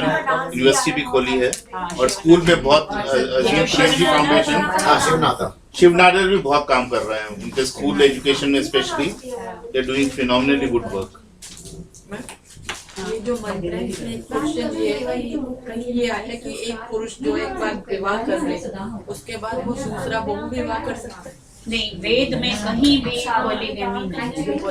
स्त्री के लिए तो है एक जगह कि अगर मतलब हाँ स्त्री के लिए वो बहु विवाह नहीं है, मतलब विधवा विवाह के लिए है। विधवा विवाह के लिए है कि अगर वो विधवा हो गई है तो उसको कहा जा रहा है कि यहाँ पे उसका मानव शरीर पड़ा है पति का। लोग कहते हैं वेद में सती प्रथा है, सती प्रथा नहीं है। उसको कहा जा रहा है यहाँ से उठो और जीवन की तरफ देखो। और एक जगह तो कहीं संकेत है कि देवर के साथ उसका, देवर का मतलब ही उन्होंने कहा कि द्विवर, दूसरा वर। देवर मीन्स छोटा वो नहीं, जब पति की वो हो जाए मृत्यु तो उसको पत्नी को देवर के साथ वो कर देते। और ऐसा पंजाब में तो इसको कहते हैं चादर चढ़ाना, तो वो देवर आके उसके ऊपर चादर चढ़ा देता है। वो एक कहानी भी है उसकी, अमृता प्रीतम की है ना, नॉवल है, एक चादर मैली से। तो कहीं पे भी पॉलीगैमी नहीं, मतलब वहां पर हंसते खेलते दाम्पत्य के चित्र हैं, वो पॉलीगैमी का कहीं वो नहीं है। हालांकि अथर्ववेद में बहुत जगह सपत्नी शब्द आया है, तो उसमें मतलब कुछ लोग सपत्नी नाशन भी उसको कहा है। तो वहां पर क्योंकि अथर्ववेद तो काफी बाद का वो है, लेकिन कुछ लोग उसको भी कहते हैं कि वहाँ वो औषधियों की बात हो रही है। अब वो रिसर्च का विषय है, मतलब अथर्ववेद में कुछ ऐसे आए हैं मंत्र, और सपत्नी नाशन भी उनका वो किया गया है चर्चा, उसमें सपत्नी शब्द भी आया है। लेकिन साथ में इमाम खनाम औषधिम वीर, औषधि की भी चर्चा है। अब पता नहीं वो सपत्नी नाम की कोई औषधि थी कि क्या था, कह नहीं सकते। मैम ये बहुत बाद में हुआ है कि अथर्ववेद तो बहुत बाद का है। मैम ये वाला कि एक ही राजा की 3 पत्नियां जैसे अब हाँ, वो देख रहे हैं। शाकुंतल में तो सब वो कहती है, अनसुईया जब आता है ना दुष्यंत शादी का वो लेके, तो उसने कहा था ना कि हम दोनों आपसे कुछ कहना चाहते हैं। तो उसने पूछा क्या, तो उसने कहा राजानः बहुवल्लभा श्रूयन्ते, राजाओं की तो बहुत सी पत्नियां होती हैं, तो हमारी इस सखी का उसमें क्या दर्जा होगा। दोनों उससे पूछती हैं, और उसने कहा कि नहीं ये तो मेरी सारी पत्नियों में, मतलब उसने ये नहीं कहा, लेकिन उसने कहा कि जैसे वो शर्मिष्ठा उसकी पत्नी थी ऐसे ये मेरी बहुत ही प्रिय पत्नी होगी। सत्यवती का भी वही पोजीशन है। हाँ, सत्यवान का महाभारत बिल्कुल। तो वहाँ तो थी, मतलब शाकुंतल के समय तक तो बहुपत्नी प्रथा चल चुकी थी, और पॉलिएंड्री तो महाभारत में ही एक द्रौपदी का ही आ गया है। मैम इसमें ऐसा नहीं लग रहा कि जो मुझे समझ आया ऑट टू बी वाली बात है कि अगर ड्यूटीज दी गई हैं इतनी लेडीज को, उसके लिए राइट्स भी सारे दी, मात्र सत्ता लग रही है, यहाँ मुझे पितृ सत्ता नहीं लग रही। वो Am I right? एक्चुअली क्योंकि देखिए अब मैं कर्तव्य कैसे निभाऊंगी अगर मेरे पास कुछ होगा नहीं नहीं, करने के उसे लिए? अगर dual अधिकार नहीं है तो coordination मैं कर्तव्य नहीं कर नहीं, यहाँ सकती। दोनों को कॉम्प्लीमेंट्री दिखाया है एक तरह से, मतलब उसमें अधिकार की बात आई नहीं है, और जी। कर्तव्य भी ये नहीं कहा कि करना चाहिए। सब वो प्रेयर्स हैं, एस्पिरेशंस हैं, डिजायर्स हैं, मतलब हाँ ये नहीं कहा कि ऑट टू बी, ऐसा हो ऐसा हो। सो दे आर ऑल एस्पिरेशंस, आशीर्वाद के रूप में है। नहीं, when there is a duty there is a corresponding right. Exactly. It cannot be without it. Exactly. But the only thing is कि today it is a rights oriented approach, and there it was duty centric approach. So focus बदल गया है। Where the country came first. I Here the know. individual comes first. I know. That is the difference. That is the- Here वही we है। talks about we the people. अभी interpretation हो रहा I. वही तो My individual right, my individual issues. अभी जो कल कर दिया वो ठीक है क्या? अब वो क्लास खत्म हो गई है, सॉरी। अब वो क्या जो डाटा के बारे में जो कल क्या किया? डाटा का वो सब मतलब डाटा कोई भी ले सकता कोई भी वो हाँ। चेक कर सकते हैं, 8 एजेंसीज। ये ऑफिशियली बोला गया बट एक्चुअली होता ही रहता है।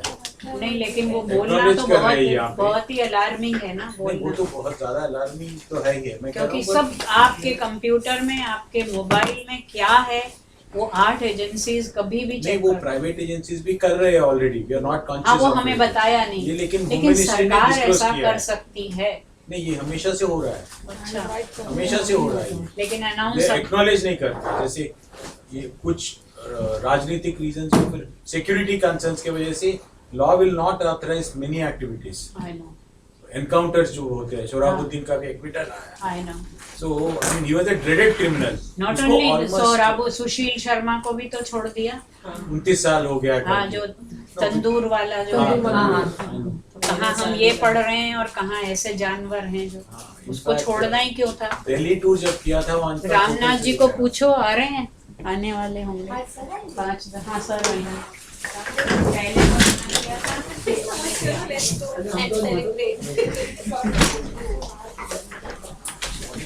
आने वाले होंगे।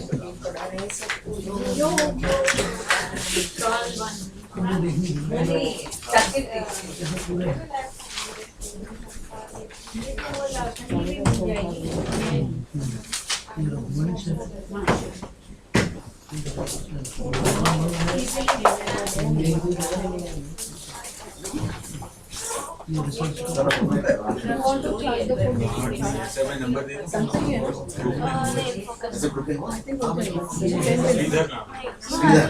वो एक यूज हो रहा है तो हो जाता है ना।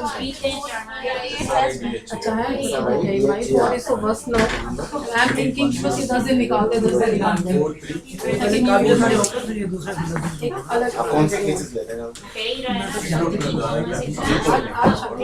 कमर्शियल मैटर्स वगैरह भी करता अच्छा, कमर्शियल हूँ, सारे करता हूँ। मैट्रिमोनियल भी करता हूँ। अच्छा है सर। आपका ऑफिस कहाँ पर है? डिफेंस कॉलेज अपना इंडिविजुअल है किसी से? मेरा अपना काफी सारा सिर्फ सुप्रीम कोर्ट के नहीं। नहीं जानता हाई कोर्ट हूँ, वाला। थोड़ा बहुत है कंपनी लॉ वगैरह। मैम लोगों ने खाना नहीं खाया ना। अच्छा, आप लोगों को पिछली बार भी मैंने बताया था एक्चुअली दिस कि वन इन माय शास्त्रीय ब्रेन और गोइंग वो ऑन। सारी आप लोगों ने खाना नहीं खाया क्योंकि बनने जा रहे हैं। अगर आपने चाइल्ड संस्कृत तक पढ़ी है तो आप लोगों को उत्तर मध्यमा करनी होगी। जो लोग इंटरेस्टेड हैं, मैं अगली बार नोटिस लेके आऊंगी, तो जिन्होंने 10th तक पढ़ी है उन्हें उत्तर मध्यमा करनी होगी, और जिन्होंने 12th तक पढ़ी है वो शास्त्रीय प्रथम वर्ष की परीक्षा दे सकते हैं। भवन में वो देंगे और भवन से सर्टिफिकेट मिलेगा, जिसकी मतलब